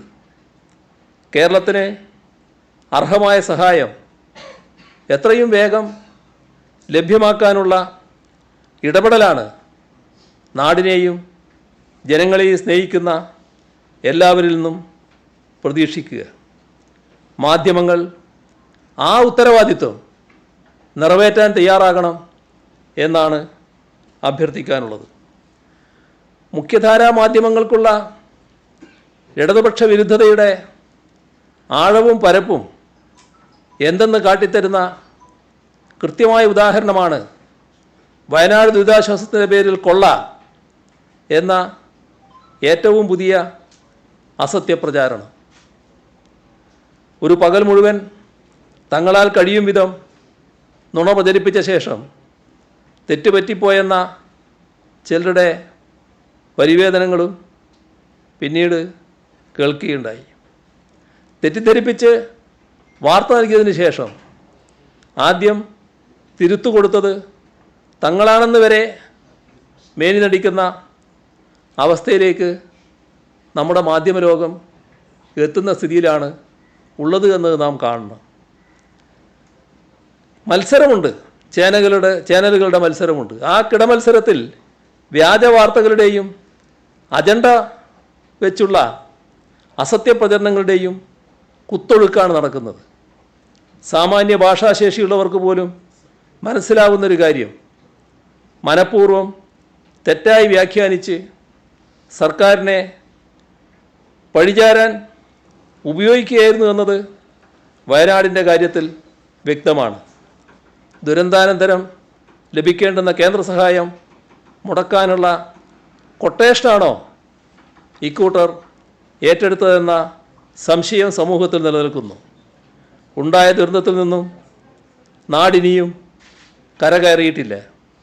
കേരളം ഒന്നായി വയനാട്ടിനൊപ്പം ചേർന്ന് തിരിച്ചു വരാനുള്ള ശ്രമത്തിലാണ്. അതിനിടയിൽ ചാനൽ റേറ്റിങ്ങിന് വേണ്ടി ഒരു ജനതയുടെ അതിജീവന പോരാട്ടങ്ങളെ തുരങ്കം വെക്കരുത് എന്നതാണ് പൊതുവെ അഭ്യർത്ഥിക്കാനുള്ളത്. താങ്കളുടെ MLA തന്നെയായ PV അൻവർ കഴിഞ്ഞ ദിവസങ്ങളിൽ ഉണ്ടായ വെളിപ്പെടുത്തലുണ്ടായിരുന്നു ഒരുപാട്. അത് റിപ്പോർട്ട് ചെയ്തും വ്യാജ വാർത്തയായിട്ട് അങ്ങ് കാണുന്നുണ്ടോ? ഈ പറഞ്ഞതെല്ലാം ശരിയാണെന്നല്ലേ അർത്ഥമല്ലേ? അല്ല, ഇത് ശരിയാണെന്നല്ലേ? അത് പറയാം ഇത് ശരിയാണെന്നല്ലേ? ഞാനീ പറഞ്ഞ കാര്യങ്ങൾ നിങ്ങൾക്ക് പൂർണ്ണമായി ബോധ്യപ്പെട്ടു എന്നല്ലേ കാണുന്നത്? അല്ല, അത് ഞാൻ പറയാലോ. എന്താ നിങ്ങൾ ബേജാറാവുന്നു? ഞാൻ പറയുന്നത്, ഞാൻ ഇത്രയും സമയം പറഞ്ഞല്ലോ. എത്ര സമയമായി ഇപ്പോൾ പറഞ്ഞ്? 1 മണിക്കൂറോളായി. അപ്പോൾ ആ സമയം മുഴുവൻ പറഞ്ഞ കാര്യങ്ങൾ നിങ്ങൾക്ക് ബോധ്യമായി എന്ന് കാണുന്നതിൽ എനിക്ക് സന്തോഷമുണ്ട്. അത് ഏത് ചാനലാ? റിപ്പോർട്ടർ. റിപ്പോർട്ടർ അല്ല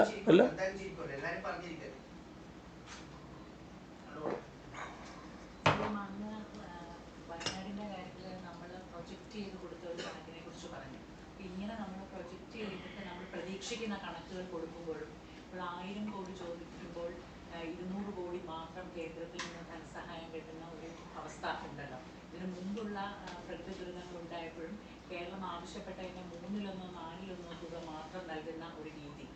അപ്പോൾ അതല്ലേ അടിസ്ഥാനപരമായിട്ട് നിലനിൽക്കുന്ന ഒരു പ്രശ്നം? അതൊരു പ്രശ്നമാണ്. കാരണം അതാണ് ഞാൻ പറഞ്ഞത്, ഈ SDRFൻ്റെ മാനദണ്ഡം അത് വളരെ ചുരുങ്ങിയ ഒന്നാണ്. അത് വെച്ചുകൊണ്ടുള്ള കണക്ക് മാത്രമേ നമുക്ക് കൊടുക്കാൻ പറ്റൂ. പക്ഷേ അതിന് മാറ്റം വേണം. അതുകൊണ്ടാണ് സ്പെഷ്യൽ പാക്കേജ് വേണമെന്ന് പറയുന്നത്. നമ്മൾ ഈ രണ്ടും പറഞ്ഞു. ഇത് SDRF അനുസരിച്ച് ഇത്രയാണ്, നമ്മൾ യഥാർത്ഥ നഷ്ടം ഇത്ര സംഭവിച്ചിട്ടുണ്ട്, ഇപ്പോൾ കണക്കാക്കിയത് ഇത്രയുണ്ട്, ഇനിയും വിശദമായി കണക്കാക്കാനിരിക്കുകയാണ്. അതോടൊപ്പം പുനർനിർമ്മാണം, അത് നേരത്തെ പറഞ്ഞു 2000 കോടിയിൽ പരം വരും, അതും പറഞ്ഞു. അപ്പോൾ ഈ തുകയെല്ലാം നമ്മൾ കേന്ദ്ര ഗവൺമെൻറ് മുന്നിൽ വെച്ചിരിക്കുകയാണ്. കേന്ദ്ര ഗവൺമെൻറ് ഇതൊന്നും തള്ളുന്ന നില സ്വീകരിച്ചിട്ടില്ല. എല്ലാ കാര്യങ്ങളും ഗൗരവമായി തന്നെ പരിഗണിക്കുന്ന നിലയാണുള്ളത്. അവർ അന്ന് പറഞ്ഞ കാര്യം പൂർണ്ണമായും ശരിയായിട്ടുള്ളതാണ്. ഞങ്ങളുടെ ടീം അവിടെയുണ്ട്, അവർ പരിശോധിക്കട്ടെ. പരിശോധിച്ചതിന് ശേഷം വിലയിരുത്തിയതിന് ശേഷം ഞങ്ങൾ നടപടി സ്വീകരിക്കും. നമുക്ക് പ്രതീക്ഷിക്കാനല്ലേ പറ്റൂ. ആ പ്രതീക്ഷയിൽ തന്നെയാണ് ഇപ്പോഴും നിൽക്കുന്നത്. പക്ഷെ അത് വൈകുന്നു. ആ വൈകുന്ന കാര്യവും ഒരു മാധ്യമവും പറയുന്നില്ല എന്നാണ് ഞാൻ നേരത്തെ പറഞ്ഞത്. പ്രധാനമന്ത്രിയെ കാണാനായി ഒറ്റയ്ക്ക് പ്രധാനമന്ത്രി കണ്ടെന്ന് പറയും വയനാട് ദുരന്തത്തിന് ശേഷം. അപ്പോൾ ഈ കാര്യങ്ങളൊന്നും ശ്രദ്ധയിൽപ്പെടുത്തി, അതായത് നമുക്ക് സഹായം കിട്ടാത്തതും നമുക്കുണ്ടായ നഷ്ടത്തിന്റെ തീവ്രതയും അത് പുനരധിവാസം അടക്കമുള്ള കാര്യം, ആ കാര്യങ്ങളിൽ അപ്പോൾ ശ്രദ്ധയിൽപ്പെടുത്തില്ല. അപ്പോൾ എന്താണ് കേന്ദ്രത്തിൽ ലഭിച്ച മറുപടി? അതെ, പ്രധാനമന്ത്രിയെ ഞാൻ കണ്ടത് ഈ 3ാമത്തെ തവണ അദ്ദേഹം പ്രധാനമന്ത്രിയായതിനു ശേഷം ആദ്യമായിട്ട് ഞാൻ കാണുകയാണ്. അത് കണ്ടിരുന്നില്ല ഇതുവരെ. അത് മറ്റ് അദ്ദേഹത്തിൻ്റെ തിരക്കും എൻ്റെ തിരക്കും എല്ലാം കൂടി തന്നെയാണ് കാണാൻ വൈകിയത്. ഏതായാലും അതൊരു കേഴ്സി കോളായിരുന്നു. പക്ഷേ ആ കേഴ്സി കോളിൽ മാത്രം നിന്നില്ല. മറ്റ് പൊതുവിൽ സംസ്ഥാനത്തിന് നിവേദനങ്ങളൊന്നും കൊടുത്തില്ലെങ്കിലും വയനാടിൻ്റെ ദുരന്ത പശ്ചാത്തലത്തിൽ വയനാടുമായി ബന്ധപ്പെട്ട നിവേദനം കൊടുത്തു. ഈ പറഞ്ഞ കാര്യങ്ങൾ വെച്ചുകൊണ്ട് തന്നെ നിവേദനം കൊടുത്തു. അപ്പോഴും ഞങ്ങളുടെ ടീം അവിടെ പരിശോധിച്ചുകൊണ്ടിരിക്കുകയാണ്, വിലയിരുത്തിക്കൊണ്ടിരിക്കുകയാണ്. ആവശ്യമായ നടപടിയെടുക്കും എന്ന് തന്നെ ഉറപ്പായി പറയുകയാണ് ചെയ്തത്. അപ്പോൾ ഒരു നിഷേധാത്മക സമീപനമല്ല ആ ഘട്ടത്തിലുണ്ടായത്. പക്ഷേ ഇതേവരെ നമുക്ക് ഒന്നും ലഭിച്ചിട്ടില്ല. നമുക്ക് ഇത്രയും പ്രൊജക്റ്റ് ചെയ്ത് കാണിക്കേണ്ടി വരുന്നത് ഈ മാനദണ്ഡങ്ങൾ ഫിക്സ് ചെയ്യുന്നതിലും അത് പിന്നീട് നമുക്ക് നൽകുന്നതിലും എല്ലാം ഇപ്പോഴും വളരെ പഴയ കാലഹരണപ്പെട്ട രീതികൾ ഉള്ളത് കൊണ്ടല്ലേ കേരളം ഉൾപ്പെടെയുള്ള സംസ്ഥാനങ്ങൾക്ക് ഇങ്ങനെ പ്രൊജക്റ്റ് ചെയ്ത കണക്കുകൾ കൊടുക്കേണ്ടി വരുന്ന ഒരു സാഹചര്യമുള്ളത്. അത് പൊതുവിലുള്ളൊരു കാര്യമാണ്. പൊതുവിലുള്ള ശരിയായൊരു പ്രശ്നമാണ് നിങ്ങൾ ഉന്നയിക്കുന്നത്. രാജ്യത്താകെയുള്ള ആ മാനദണ്ഡം മാറേണ്ടതായിട്ടുണ്ട്. പക്ഷേ നമ്മുടെ രാജ്യത്തിൻ്റെ പൊതു മാനദണ്ഡത്തിൽ മാറ്റങ്ങൾ അവർ വരുത്തിയിട്ടില്ല. പലപ്പോഴും സ്പെഷ്യൽ പാക്കേജുകൾ അവർ പലയിടത്തും അനുവദിക്കുന്നുണ്ട്. അത് നമ്മളെ അനുഭവത്തിൽ ഈ ഘട്ടത്തിലൊന്നും കിട്ടിയിട്ടില്ല. നമുക്ക് കിട്ടണമെന്നാണ് നമ്മളിപ്പോൾ ആവശ്യപ്പെട്ടിട്ടുള്ളത്. അല്ല, അതൊക്കെ നിരന്തരം ബന്ധപ്പെട്ടുകൊണ്ടിരിക്കുകയല്ലേ. നിങ്ങൾ കാണേണ്ടത് ഈ ഉദ്യോഗസ്ഥ തലത്തിൽ അതുമായി ബന്ധപ്പെട്ട ഉദ്യോഗസ്ഥരുമായിട്ട് നിരന്തരം സംസാരിക്കുമല്ലോ. അത് പരിശോധനയിലാണെന്നല്ലേ അവർ മറുപടി പറയുന്നത്. ആ ഒരു കാര്യം, അതായത് ഈ കേന്ദ്ര സഹായം കിട്ടിയില്ല എന്ന് വാർത്ത കൊടുക്കുന്നില്ല എന്ന് സിഎം പറഞ്ഞത് പൂർണ്ണമായിട്ട് ശരിയല്ല. പല മാധ്യമങ്ങളും അത്തരത്തിലുള്ള വാർത്തകൾ കൊടുത്തുകൊണ്ടിരിക്കുന്നത്, അത് ഒന്ന് പരിശോധിക്കേണ്ടതാണ്. അതോടൊപ്പം തന്നെയാണ് സിഎം നേരത്തെ പറഞ്ഞ വയനാട്ടിലെ വിഷയത്തിൽ ഗൗരവമായ കാര്യങ്ങൾ മാധ്യമങ്ങൾ പരിശോധിക്കേണ്ടത് തന്നെയാണ്. അതോടൊപ്പം തന്നെ നമ്മുടെ ഈ മറ്റു കുറച്ച് വിഷയങ്ങളിലേക്ക് കൂടെ കടക്കണമെന്നാണ്. ഇത് കഴിഞ്ഞിട്ട് അല്ലേ? ആയിക്കോട്ടെ, ഇത് കഴിഞ്ഞോട്ടെ. ഇതിനെപ്പറ്റി മറ്റ് വിഷയങ്ങളില്ലെങ്കിൽ മറ്റ് വിഷയത്തിലേക്ക് കടക്കാം നമുക്ക്, അതിന് പ്രശ്നമില്ല. അങ്ങ് പറഞ്ഞു CMDRF-നെ തകർക്കാൻ വേണ്ടിയുള്ള ശ്രമങ്ങൾ നടക്കുന്നുണ്ട് എന്ന് പറഞ്ഞു. അതിന്റെ ഭാഗമായിട്ടാണ് ഇത്തരം വാർത്തകളടക്കം വരുന്നത് എന്ന് അങ്ങ് പറഞ്ഞു. ഈ വിഷയങ്ങൾ വന്നതിന് ശേഷം, ഈ വാർത്തകൾ വന്നതിന് ശേഷം CMDRF-ലേക്ക് പൊതുജനങ്ങൾ നൽകുന്ന പണത്തിൽ എന്തെങ്കിലും കുറവുണ്ടായിട്ടുണ്ട്? ആ രീതിയിൽ എന്തെങ്കിലും ആളുകൾ വിട്ടു നിൽക്കുന്ന അവസ്ഥ നിലവിലുണ്ടോ? നിങ്ങൾ ആഗ്രഹിച്ച കാര്യങ്ങൾ അതേപോലെ നടക്കുന്നുണ്ടോ എന്ന് അറിയാൻ വേണ്ടിയാണോ? അതല്ല, അത്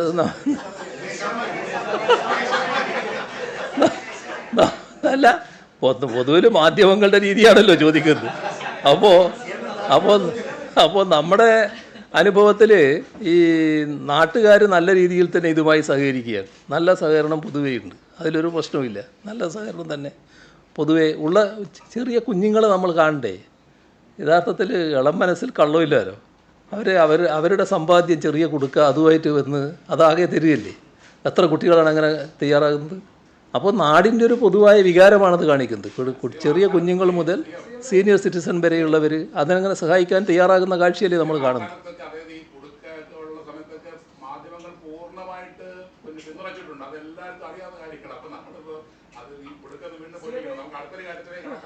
ആയിക്കോട്ടെ, ഒരു കാര്യം കൂടി ഇതാ ചോദിച്ചോട്ടെ.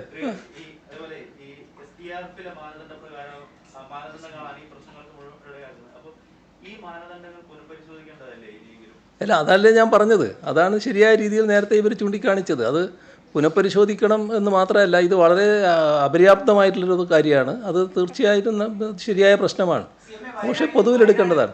വയനാട് കഴിഞ്ഞാൽ സമീപകാലത്തുണ്ടായ ഏറ്റവും വലിയ വാർത്ത എന്ന് പറയുന്നത് താങ്കളുടെ തന്നെ MLA ആയ PV അൻവറിന്റെ ചില വെളിപ്പെടുത്തലുകളും ആരോപണങ്ങളുമാണ്. അതിന് മുഖ്യമന്ത്രി എങ്ങനെ കാണുന്നു എന്നറിയാൻ സമൂഹത്തിന് വലിയ കൗതുകമുണ്ട്. അതാണ് ഇന്നത്തെ വാർത്താ സമ്മേളനം ഏറ്റവും പ്രസക്തമാകുന്നത്. ഒന്ന് പറയാമോ CM? സമയം കഴിയും. പറയാന്ന് ഞാൻ പറഞ്ഞില്ലേ, സമയം കഴിയുന്നില്ല. ഞാൻ പറയാൻ തയ്യാറായിട്ടല്ലേ ഇരിക്കുന്നത്. ഞാൻ പറയാൻ തയ്യാറായി ഇവിടെ ഇരിക്കല്ലേ, നിങ്ങളതിനെ സമയം കഴിഞ്ഞു എന്ന് പറയുന്നത്. അല്ല, അത് കൂടുതൽ സമയം എടുക്കുകയാണ്.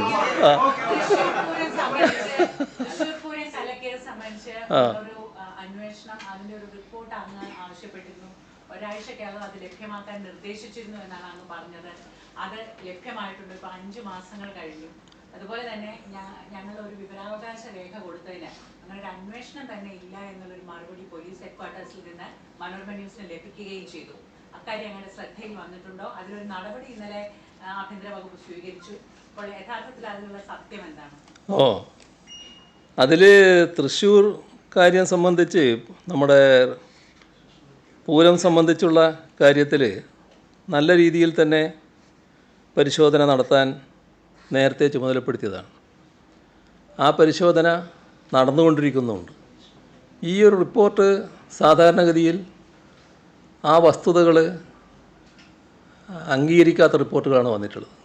ആ വസ്തുതകൾക്കനുസരിച്ചല്ല റിപ്പോർട്ട് വന്നിട്ടുള്ളത്. റിപ്പോർട്ടല്ല, ഈ റിപ്പോർട്ട് നൽകിയത്. ഈ വിവരാവകാശ കമ്മീഷന് വിവരാവകാശ പ്രകാരമുള്ള നോട്ടീസിന് മറുപടി കൊടുത്തു എന്ന് പറയുന്നത് വസ്തുതകളനുസരിച്ചല്ല. അത് പ്രഥമദൃഷ്ട്യാ ബോധ്യപ്പെട്ടതുകൊണ്ടാണ് അദ്ദേഹത്തിനെതിരെ ഒരു മാറ്റി നിർത്തി അന്വേഷണം നടത്തുന്ന നില സ്വീകരിച്ചിട്ടുള്ളത്. അതോടൊപ്പം ഈ നേരത്തെ തന്നെ ആ അന്വേഷണം പൂർത്തിയാക്കേണ്ടതായിരുന്നു. അത് കുറച്ചുകൂടി സമയം വേണമെന്ന് പറഞ്ഞിട്ട് കഴിഞ്ഞ ഒരാഴ്ച മുമ്പ് എൻ്റെ മുന്നിലൊരു കടലാസ് വന്നു. അപ്പോൾ ഞാനതിൽ പറഞ്ഞു 24-ാം തീയതിക്ക് മുൻപായി ഈ അന്വേഷണം പൂർത്തിയാക്കി റിപ്പോർട്ട് നൽകിയിരിക്കണം എന്ന് പറഞ്ഞുകൊണ്ട് ഉത്തരവിട്ടിട്ടുണ്ട്. 24-ാം തീയതിക്കുള്ളിൽ കിട്ടുമെന്നാണ് തോന്നുന്നത്. അങ്ങനെ അല്ല, ഞാൻ ഉള്ള കാര്യം പറയട്ടെ, ഇതിൻ്റെ പിന്നെ നമുക്ക് മറ്റു കാര്യങ്ങളിലേക്ക് കിടക്കാം. എൻ്റെ അടുത്ത് കടലാസുകൾ വന്നപ്പോൾ ഒരാഴ്ച മുമ്പാണത് വരുന്നത്. ആ വന്നപ്പോൾ 24-ാം തീയതിക്ക് മുൻപ് ഇത് റിപ്പോർട്ട് കിട്ടിയിരിക്കണം എന്ന് പറഞ്ഞ് ഉത്തരവിട്ടിട്ടുണ്ട്. ആ റിപ്പോർട്ട് കിട്ടുമെന്നാണ് പ്രതീക്ഷിക്കുന്നത്. തൃശ്ശൂർ പൂരം കലക്കിയതുമായി ബന്ധപ്പെട്ട അന്വേഷണം അങ്ങ് പ്രഖ്യാപിക്കുന്നത് 2024 ഏപ്രിൽ 21-നാണ്. ഇത്രയും കാലം കൊണ്ട് എന്തുകൊണ്ടാണ് ഈ അന്വേഷണം പൂർത്തിയാക്കാത്തത്? കാരണം കുറ്റാരോപിതനായ ADGP MR അജിത്കുമാറിനെതിരെ PV അൻവർ ആരോപണം ഉന്നയിച്ചതിന് ശേഷമാണ് അങ്ങക്ക് ഈ നീട്ടിക്കിട്ടണമെന്ന അപേക്ഷ അങ്ങക്ക് വരുന്നത്.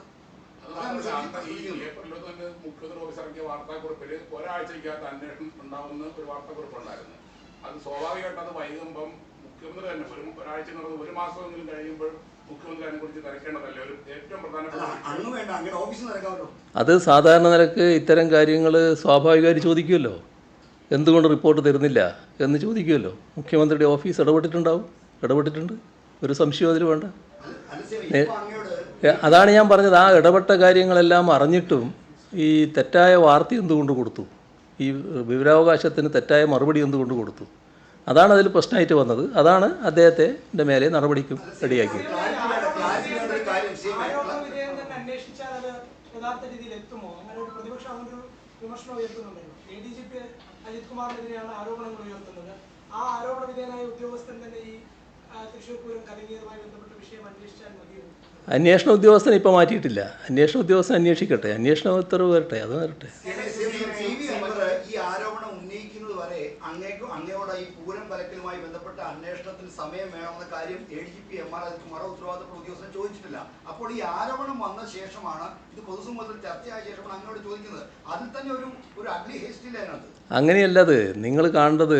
അതുമായി ബന്ധപ്പെട്ട് മുഖ്യമന്ത്രിയുടെ ഓഫീസിൽ നിന്ന് ഇതുമായി ബന്ധപ്പെട്ട് വിവരങ്ങൾ അന്വേഷിക്കുമല്ലോ. എന്തുകൊണ്ട് ഇവർ തരുന്നില്ല, എന്താണ് തരാത്തത്, ഉടനെ തരണം എന്ന് പറയുമല്ലോ. ആ പറഞ്ഞുകൊണ്ടിരിക്കുന്ന ഘട്ടത്തിലാണ് ഈ പറഞ്ഞ വിവരം എൻ്റെ അടുത്ത് വരുന്നത്. അത് കഴിഞ്ഞ ആഴ്ചയാണ്. ആ വിവരം വന്നപ്പോൾ ഞാൻ പറഞ്ഞു ഒരാഴ്ച ഏകദേശം ഉണ്ടാവും, ഈ 24-ാം തീയതിക്ക് മുൻപായി ഇക്കാര്യത്തിൽ തീരുമാനം വേണം എന്ന് പറഞ്ഞു. അതാണ് ഉണ്ടായത്. നേതാക്കളുമായി ADGP 2-3 തവണ കൂടിക്കാഴ്ച നടത്തി. CPI സംസ്ഥാന സെക്രട്ടറി ബിനോയ് വിശ്വത്തിന്റെ ഭാഷയിൽ പറഞ്ഞത് ഊഴം വെച്ച് RSS നേതാക്കളെ കാണുകയാണ്. ഇത് എന്തുകൊണ്ട് സംഭവിക്കുന്നു? ഈ കാര്യത്തിൽ മുഖ്യമന്ത്രി ഒരു തെറ്റ് കാണുന്നില്ലേ? അതിന് എന്തുകൊണ്ട് ഇത്തരം ഒരു ഉദ്യോഗസ്ഥരെ ഒരു നടപടി അല്ലെങ്കിൽ അത്തരം ഒരു മാതൃകാപരമായ ഒരു സമീപനം സ്വീകരിക്കുന്നില്ല? മുഖ്യമന്ത്രിയുടെ അറിവില്ലാതെ അത്ര ഉയർന്ന ഒരു ഉദ്യോഗസ്ഥൻ ഇങ്ങനെ RSS നേതാക്കളെ ഒന്നിനു പിറകെ ഒന്നായി കാണാൻ പറ്റുമോ? ADGP RSS നേതാക്കളെ കണ്ടത് എൻ്റെ ഇടനിലക്കാരനായിട്ടാണ് എന്നാണല്ലോ നിങ്ങൾ പലരും പറയാൻ വേണ്ടി ശ്രമിച്ചത്. അതാണല്ലോ വസ്തുത. ഇതിൽ ഞാൻ പറയട്ടെ, ആവട്ടെ, ഇത് പ്രതിപക്ഷ നേതാവ് ആരോപിച്ചതാണല്ലോ ഈ പറയുന്ന കാര്യം. പ്രതിപക്ഷ നേതാവിൻ്റെ ആരോപണം വലിയ തോതിൽ പ്രചരിപ്പിക്കാൻ നിങ്ങൾ നിന്നേ ഉള്ളൂ. അതുപോട്ടെ. അപ്പോൾ തങ്ങളുടെ രാഷ്ട്രീയ താല്പര്യത്തിന് വേണ്ടി പോലീസുകാരെ പലതരം ഇടനിലകൾക്കായി ഉപയോഗിച്ചതിൻ്റെ മുൻകാല അനുഭവം വെച്ചുകൊണ്ടായിരിക്കും അദ്ദേഹം അത്തരമൊരു ആരോപണം ഉന്നയിച്ചത്. കാരണം ഞങ്ങൾക്ക് അത്തരമൊരു ശീലമില്ല. ഇപ്പോൾ രാഷ്ട്രീയ ദൗത്യവുമായി പോലീസിനെ അയക്കുന്ന പരിപാടി ഞങ്ങളുടേതല്ല. ഇപ്പോൾ പഴയ കാര്യങ്ങൾ പ്രതിപക്ഷ നേതാവ് മറന്നുപോയോ എന്നറിയില്ല, എന്നാലും അദ്ദേഹം ഓർക്കുന്നത് നല്ലതായിരിക്കും. ഇപ്പോൾ ജയറാം പടിക്കലിൻ്റെ ജീവചരിത്രം വെങ്ങാനൂർ ബാലകൃഷ്ണൻ എഴുതി മൈത്രി ബുക്സ് പ്രസിദ്ധീകരിച്ചത്, അത് ആ പുസ്തകത്തിൻ്റെ ആ ഭാഗം എൻ്റെ കൈവശമുണ്ട്. ഇതിലെ പേജ് നമ്പർ 148. ആ 148-ാം പേജിൽ പറയുന്നത്, DGP പദവി സ്വപ്നം കണ്ട് കഴിഞ്ഞിരുന്ന ജയറാം പടിക്കൽ 91-ലെ പൊതുതെരഞ്ഞെടുപ്പ് അടുത്തതോടെ ഭയപ്പെടാൻ തുടങ്ങി. പ്രതീക്ഷിക്കും പോലെ ഇടതുപക്ഷ ജനാധിപത്യ മുന്നണി വിജയിച്ച് സംസ്ഥാനത്ത് അധികാരത്തിൽ വന്നാൽ തനിക്ക് DGP ആകാൻ പറ്റില്ലെന്ന് അദ്ദേഹം കരുതി. അത് തടയാനായി മാർഗങ്ങൾ ആരായുന്നതിനിടയിലാണ് ചില മണ്ഡലങ്ങളിൽ BJP സ്ഥാനാർത്ഥികളുടെ കടന്നുകയറ്റം ഐക്യമുന്നണി സ്ഥാനാർത്ഥികളുടെ പരാജയത്തിൽ കലാശിക്കുമെന്നും അതിനാൽ അവിടെ പൂർണ്ണമായും ഇടതുമുന്നണി സ്ഥാനാർത്ഥികൾ വിജയിക്കുമെന്നും പടിക്കൽ അറിഞ്ഞത്. അതിൽ പരിഭ്രാന്തനായതിനിടയിലാണ് കരുണാകരനും ചില നീക്കുപോക്കുകളെക്കുറിച്ച് ആലോചിക്കുന്നതറിഞ്ഞത്.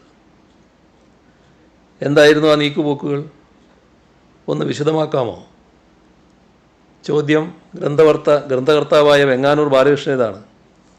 അതിന് ജയറാം പടിക്കലിൻ്റെ മറുപടി ഈ പുസ്തകത്തിൽ പറയുന്നുണ്ട്. അത് ഉദ്ധരണിയാണ്. 1991-ലെ പൊതുതെരഞ്ഞെടുപ്പിൽ കേരളത്തിൽ UDF പരാജയപ്പെട്ടേക്കുമെന്ന് കരുണാകരൻ ഭയപ്പെട്ടു. അതിൽ നിന്നും രക്ഷ നേടാനായി കണ്ട എളുപ്പവഴിയാണ് BJPയുമായുള്ള തെരഞ്ഞെടുപ്പ് ബാന്ധവം. എന്നാൽ പരസ്യമായൊരു ബന്ധം കൂടാൻ ഇരു പാർട്ടിയുടെ നേതാക്കന്മാരും ഒരുക്കമായിരുന്നില്ല.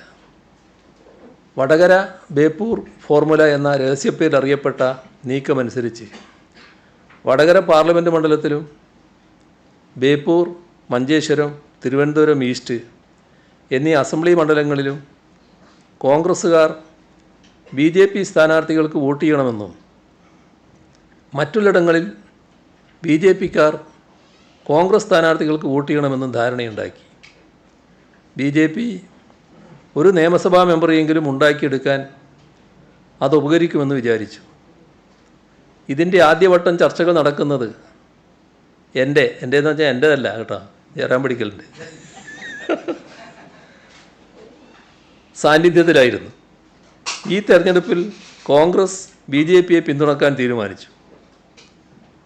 തീരുമാനിച്ച മണ്ഡലങ്ങളിലാകട്ടെ പരാജയ പ്രതീക്ഷയുള്ളവരെയാണ് തങ്ങളുടെ സ്ഥാനാർത്ഥികളായി അവതരിപ്പിച്ചിരുന്നത്. ഇനി അതിന് താഴത്തെ പാരഗ്രാഫ് കൂടി വായിക്കേണ്ടതുണ്ട്. BJPയും അറിയട്ടെ നിങ്ങൾ, BJPയും കോൺഗ്രസുമായി കൂട്ടുകൂടിയാണെങ്കിൽ കൂടി UDF അധികാരത്തിൽ വന്നാൽ തനിക്ക് DGP ആകാൻ കഴിയുമെന്ന് വിശ്വസിച്ചിരുന്നുകൊണ്ടാണ് പടിക്കൽ ഈ അവിഹിത ബന്ധത്തിന് ഇടനിലക്കാരനായി പ്രവർത്തിക്കാൻ തയ്യാറായത്. കുപ്രസിദ്ധമായ കോലീബി സഖ്യത്തിന് ഇടനിലയും കാർമ്മികത്വവും വഹിച്ചത് താൻ തന്നെയാണെന്ന് K. കരുണാകരൻ്റെ ഏറ്റവും വിശ്വസ്തനായ പോലീസ് മേധാവി ജയറാം പടിക്കലാണ് വെളിപ്പെടുത്തിയത്. ജയറാം പടിക്കൽ ജീവിച്ചിരുന്ന ഘട്ടത്തിലൊന്നും ഈ ആരോപണം അവാസ്തവമാണെന്ന് പറയാൻ ആരും തയ്യാറായിട്ടില്ല. ഇന്നും വിപണിയിൽ ലഭ്യമായ ഈ പുസ്തകവും അതിലെ വെളിപ്പെടുത്തലും പച്ചയായ സത്യമായി മുന്നിലുള്ളപ്പോഴാണ് പ്രതിപക്ഷ നേതാവ് അദ്ദേഹത്തിൻ്റെ പാർട്ടിക്കും അതിൻ്റെ പഴയ നേതാവിനും ചേർന്ന് തൊപ്പി എൻ്റെ തലയിൽ ചാർത്താൻ നോക്കിയത്. സർക്കാർ ഇപ്പോൾ ഉയർന്നു വന്ന പ്രശ്നത്തെ ഗൗരവതരമായി തന്നെയാണ് കാണുന്നത്. അജിത് കുമാറിനെതിരെ ഉയർന്നു വന്ന ആക്ഷേപങ്ങളെപ്പറ്റി അന്വേഷണം നടക്കുന്നുണ്ട്. അതിൻ്റെ റിപ്പോർട്ട് ലഭിക്കുന്ന മുറക്ക് അതിന്മേൽ യുക്തമായ തീരുമാനവും കൈക്കൊള്ളും. ഒരു കാര്യം വ്യക്തമായി പറയാം, ഒരു തരത്തിലുള്ള രാഷ്ട്രീയ ചർച്ചകൾക്കും ഒരു പോലീസ് ഉദ്യോഗസ്ഥനെയും നിയോഗിക്കുന്ന പതിവ് ഞങ്ങൾക്കില്ല. ഏതെങ്കിലും ഉദ്യോഗസ്ഥൻ ഏതെങ്കിലും രാഷ്ട്രീയ നേതാവിനെയോ സംഘടനാ നേതാവിനെയോ കണ്ടിട്ടുണ്ടെങ്കിൽ അത് ഔദ്യോഗിക കൃത്യനിർവഹണത്തെ ബാധിക്കുന്ന തരത്തിലുള്ള കൂടിക്കാഴ്ചയാണെങ്കിൽ നിയമത്തിനും ചട്ടങ്ങൾക്കും അനുസൃതമായ നടപടിയുണ്ടാകും. അത് അന്വേഷണ റിപ്പോർട്ട് വന്ന ശേഷം ഉണ്ടാകേണ്ട തീരുമാനമാണ്. താങ്കളുടെ പൊളിറ്റിക്കൽ സെക്രട്ടറി P. ശശിക്കെതിരെയും അതിരൂക്ഷമായ വിമർശനങ്ങളാണ് അൻവർ MLA ഉന്നയിച്ചത്. ഇപ്പൊ പരാതി എഴുതി കൊടുക്കുകയും ചെയ്തു കഴിഞ്ഞ ദിവസം. അപ്പൊ ഈ P. ശശിക്കെതിരായി എന്തെങ്കിലും രീതിയിലുള്ള അന്വേഷണം താങ്കൾ നടത്തിയിട്ടുണ്ടോ? താങ്കളുടെ ഓഫീസിലെ താങ്കൾ വിശ്വസിക്കുന്ന പൊളിറ്റിക്കൽ സെക്രട്ടറിക്കെതിരെ ഇങ്ങനെ ആരോപണം വരുമ്പോൾ CM-ന് ഒരു സങ്കടമോ പ്രയാസമോ ഒക്കെ തോന്നിയിട്ടുണ്ടോ? ഇവിടെ ഇദ്ദേഹത്തിന് അൻവറിനെ പറ്റി പറയാത്തതുകൊണ്ട് വല്ലാത്ത വിഷമത്തിൽ നിൽക്കുകയാണ്. അവിടെ പറയട്ടെ പറയാം. ഇപ്പോൾ സാധാരണഗതിയിൽ ഒരു പരാതി ലഭിച്ചാൽ ആ ലഭിച്ച പരാതി പരിശോധിച്ച് നടപടിയെടുക്കുക എന്നുള്ളതാണ് എപ്പോഴും സ്വീകരിക്കുന്നില്ല. ഇവിടെ എന്താ ചെയ്തത്? അൻവർ പരാതി തന്നു. പോലീസ് മേധാവിയുടെ പരാതി തരുന്നതിന് മുൻപ് തന്നെ അദ്ദേഹം പരസ്യമായി ചാനലുകളിൽ ദിവസങ്ങളോളം പറഞ്ഞുകൊണ്ടിരുന്നപ്പോൾ, ഒരു ദിവസം പറഞ്ഞു, പിറ്റേ ദിവസവും പറഞ്ഞു, അങ്ങനെ വന്നപ്പോൾ അദ്ദേഹം ഉയർത്തിയ പ്രശ്നങ്ങളെക്കുറിച്ച് അന്വേഷിക്കുന്നതിന് സംസ്ഥാന പോലീസ് മേധാവിയുടെ നേതൃത്വത്തിൽ പ്രത്യേക സംഘത്തെ തന്നെ നിയോഗിക്കുകയുണ്ടായി. ഇവിടെ കാണേണ്ട ഒരു വസ്തുത, അതുമായി ബന്ധപ്പെട്ട് അന്വേഷണം നടക്കുകയാണ്. ആ അന്വേഷണത്തിൻ്റെ ഭാഗമായി ഉചിതമായ നടപടി സർക്കാർ സ്വീകരിക്കുമെന്ന് നേരത്തെ തന്നെ വ്യക്തമാക്കിയിട്ടുള്ളതാണ്.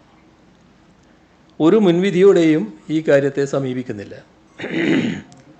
ഇപ്പോൾ ഇവിടെ SPയെ അന്വേഷണ റിപ്പോർട്ടിൻ്റെ ഭാഗമായി SPയെ ഇപ്പോൾ അന്വേഷണ വിധേയമായി സസ്പെൻഡ് ചെയ്തിട്ടുണ്ട്. അത് സാധാരണഗതിയിൽ ഒരു പോലീസ് ഉദ്യോഗസ്ഥൻ സംസാരിക്കാൻ പാടില്ലാത്ത രീതിയിൽ സംസാരിച്ച കാര്യങ്ങൾ പുറത്തു വന്നു. അതിൻ്റെ മേലെയാണ് ആ നടപടി ഉണ്ടായിട്ടുള്ളത്. ബാക്കി കാര്യങ്ങൾ അന്വേഷിക്കുകയാണ്. അപ്പോൾ ആരോപണ വിധേയർ ആര് എന്നല്ല, ഉന്നയിക്കപ്പെട്ട ആരോപണങ്ങൾ എന്താണ്, അതിനുള്ള തെളിവുകൾ എന്തൊക്കെയാണ്, ഇതൊക്കെ അന്വേഷിച്ച് കണ്ടെത്തുക എന്നുള്ളതാണ് ഏറ്റവും പ്രധാനപ്പെട്ട കാര്യം. ഇപ്പോൾ ഉന്നയിക്കപ്പെട്ട ഒരു ആരോപണം പോലീസ് കള്ളക്കടത്ത് സ്വർണം പിടിക്കുന്നതുമായി ബന്ധപ്പെട്ടാണല്ലോ.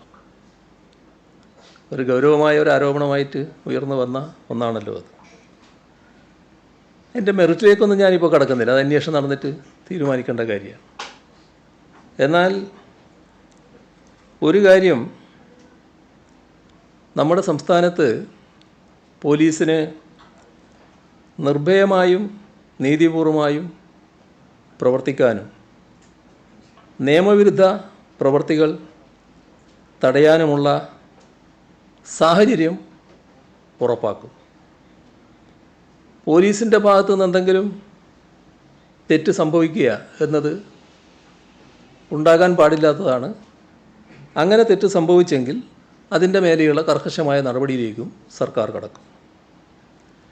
അതേസമയം പോലീസ് സേനയുടെ മനോവീര്യം തകർക്കാനുള്ള ബോധപൂർവമായ നീക്കത്തോട് ഒരു തരത്തിലും യോജിക്കാനും കഴിയില്ല. ഇവിടെ നിയമവിരുദ്ധമായ പ്രവർത്തനങ്ങൾ കണ്ടെത്തി തടയാനുള്ള സേനയാണ് പോലീസ്. അപ്പോൾ അതിൻ്റെ ഭാഗമായുള്ള ജോലി നിർവഹിക്കുമ്പോൾ അതിലൊരു ഭാഗമാണ് സ്വർണ്ണക്കടത്തടക്കം പിടികൂടുന്നതും കടത്തുകാരെ നിയമത്തിന് മുന്നിൽ എത്തിക്കുന്നതും. പിടിക്കപ്പെട്ടവരും അതിന് നിയമത്തിൻ്റെ കരങ്ങളിൽപ്പെട്ടവർ ഒരു തരത്തിലും അതിൽ സന്തുഷ്ടരായിരിക്കില്ല എന്ന് നമുക്കെല്ലാവർക്കും അറിയാം. ഈ കഴിഞ്ഞ വർഷങ്ങളിൽ സംസ്ഥാനത്തിൻ്റെ വിവിധ ഭാഗങ്ങളിൽ പോലീസ് പിടികൂടിയ കള്ളക്കടത്ത് സ്വർണം, ഹവാല പണം, അതിൻ്റെ കണക്കുകൾ അത് ചില വ്യക്തത വരുത്തുന്ന കാര്യങ്ങളാണ്. 2022 98 കേസുകളിലായി 79.9 കിലോഗ്രാം സ്വർണം, 23 61 കേസുകളിൽ 48.7 കിലോഗ്രാം സ്വർണം. ഈ വർഷം 26 കേസുകളിലായി 18.1 കിലോ സ്വർണം പിടികൂടിയിട്ടുണ്ട്. അപ്പോൾ 3 വർഷം എടുത്താൽ 147.79 കിലോ സ്വർണം പിടികൂടി. അതിൽ മലപ്പുറം ജില്ലയിൽ മാത്രം പിടികൂടിയത് 124.47 കിലോ സ്വർണമാണ്. 2020 മുതൽ സംസ്ഥാനത്താകെ 122.5 കോടി രൂപയുടെ ഹവാല പണമാണ് പോലീസ് പിടിച്ചെടുത്തത്. അതിൽ 87.22 കോടി, 87,22,00,000 രൂപ മലപ്പുറത്ത് നിന്നാണ്. കരിപ്പൂർ വിമാനത്താവളം വഴി വലിയ തോതിൽ സ്വർണവും ഹവാലപ്പണവും വരുന്നുവെന്നാണ് ഈ കണക്കുകൾ സൂചിപ്പിക്കുന്നത്. ഇത് കർക്കശമായി തടയുന്നത് സർക്കാരിൻ്റെ ഉത്തരവാദിത്വമാണ്. സ്വർണം, മയക്കുമരുന്ന്, കള്ളപ്പണം എന്നിവ കടത്തുന്നത് നാടിനെതിരായ കുറ്റകൃത്യം തന്നെയാണ്. അതൊരു വിധത്തിലും അനുവദിക്കാനാവില്ല. പരിശോധനകൾ കർശനമാക്കാനും കള്ളക്കടത്തുകാരെ കർക്കശമായി കൈകാര്യം ചെയ്യാനും പോലീസിന് നിർദ്ദേശം നൽകിയിട്ടുണ്ട്. അക്കാര്യത്തിൽ ഒരു വിട്ടുവീഴ്ചയും ഉണ്ടാവില്ല. ഇതുമായി ബന്ധപ്പെട്ട് വേറൊരു ഭാഗമുണ്ട്. നിങ്ങൾ ചോദിക്കാൻ പോകുന്ന അതാണെന്ന് എനിക്കറിയാം, അത് ഞാൻ പറയാം. ധൃതിപ്പെടണ്ട. അതല്ലേ, ഞാൻ തയ്യാറായിരിക്കുകയല്ലേ. നിങ്ങളതിന് വേവലാതിപ്പെടുന്നു. ഈ വിഷയത്തിൽ ലഭിച്ച ഒരു റിപ്പോർട്ട് എൻ്റെ കയ്യിലുണ്ട്. അതിലെ ചില ഭാഗങ്ങളാണ് ഞാൻ എടുക്കുന്നത്. പോലീസ് സ്വർണം മുക്കി ഗുരുതര ആരോപണവുമായി സ്വർണ്ണക്കടത്ത് കേസ് പ്രതി. ആരാ? സ്വർണ്ണക്കടത്ത് കേസിലെ പ്രതി പോലീസിനെതിരെ ഗുരുതര ആരോപണവുമായി രംഗത്ത് വരികയാണ് എന്ന തലക്കെട്ടോടെ ഒരു വാർത്താ ചാനലിൽ മുഖം തിരിഞ്ഞിരിക്കുന്ന ഒരാൾ നടത്തുന്ന വെളിപ്പെടുത്തലിനെക്കുറിച്ച് അന്വേഷിച്ചതിൽ ലഭിച്ച വിവരങ്ങൾ. ഇത് പൊതുസമൂഹം അറിയുന്നത് നല്ലതാണെന്നുള്ളതുകൊണ്ടാണ് ഞാനിപ്പോൾ വെളിപ്പെടുത്തുന്നത്. ബാക്കി അന്വേഷണം നടക്കട്ടെ, അതിൻ്റെ ഭാഗമായിട്ട് കാര്യങ്ങൾ വരട്ടെ. പക്ഷേ ഇത് നാട് അറിയേണ്ടതായിട്ടുണ്ട്. 2023 ഡാൻസാഫ് പിടികൂടി രജിസ്റ്റർ ചെയ്ത കേസുമായി ബന്ധപ്പെട്ടതാണ് ഈ ആരോപണം. ബന്ധപ്പെട്ടാണ് ഈ ആരോപണം ഉണ്ടായിട്ടുള്ളത്. പിടികൂടിയത് 1200 ഗ്രാം സ്വർണമാണെങ്കിലും കോടതിയിലെത്തിയത് 950 ഗ്രാമിൽ താഴെ മാത്രമാണെന്നാണ് ആരോപണം. സ്ഫോടനാത്മകമായ വാർത്തയല്ലേ? 1200 ഗ്രാം പിടികൂടി കോടതിയിലെത്തുമ്പോൾ വെറും 950 ഗ്രാം മാത്രമേ ഉണ്ടായുള്ളൂ. ബാക്കി 250 ഗ്രാം എവിടെ പോയി? അതാണല്ലോ അതിൻ്റെ വ്യംഗ്യം. അപ്പോൾ അതിൽ ഒരു വിശദീകരണം വരുന്നത് 1000 ഗ്രാമിനും 1500 ഗ്രാമിനും ഇടയിൽ വരുന്ന സ്വർണം കടത്തിയതുമായി ബന്ധപ്പെട്ട് 2023 17ഉം 2022 വർഷത്തിൽ 27ഉം 2024 6ഉം കേസുകൾ പിടിച്ചതായാണ് റിപ്പോർട്ടുള്ളത്. സ്വർണം പിടികൂടിയാൽ നിശ്ചിത നടപടിക്രമങ്ങൾ പാലിച്ചാണ് ബന്ധപ്പെട്ടവരുടെ സാന്നിധ്യത്തിൽ തൂക്കുന്നതും വേർതിരിച്ചെടുക്കുന്നതും ബന്ധവസ്സിലെടുക്കുന്നതും. അതായത് സ്വകാര്യമായിട്ടല്ല, ആരൊക്കെയാണോ അതിൻ്റെ ആൾക്കാർ അവരെല്ലാം മുമ്പിൽ വെച്ചാണ് ഇത് ചെയ്യുന്നത്. ഇതിൻ്റെ തൂക്കലും വേർതിരിച്ചെടുക്കലും ബന്ധവസ്സിലെടുക്കലും ഒക്കെ. ഈ റിപ്പോർട്ട് പ്രകാരം 2022, 2023, 2024 വർഷങ്ങളിൽ 1000 ഗ്രാമിനും 1500 ഗ്രാമിനും ഇടയിൽ സ്വർണം കടത്തിയതുമായി ബന്ധപ്പെട്ട് പിടികൂടിയവരുടെയും പിടികൂടിയ സ്വർണത്തിൻ്റെയും വേർതിരിച്ചെടുക്കുമ്പോൾ ലഭിച്ച സ്വർണത്തിൻ്റെയും കണക്കും വേർതിരിച്ചെടുക്കുമ്പോൾ വന്ന വ്യത്യാസവും കൃത്യമായി രേഖപ്പെടുത്തിയിട്ടുണ്ട്. എങ്ങനെയായി വ്യത്യാസം? ചില ആളുകൾ സ്വർണം കടത്തുന്നത് ധരിച്ചിരിക്കുന്ന വസ്ത്രത്തിലും അടിവസ്ത്രത്തിലുമൊക്കെയാണ്. അത് നേരെ സ്വർണ്ണാട വെക്കുകയല്ല, അത് വസ്ത്രമടക്കമുള്ള തൂക്കമാണ് പിടിക്കുന്ന അവസരത്തിൽ കാണിക്കുന്ന തൂക്കം.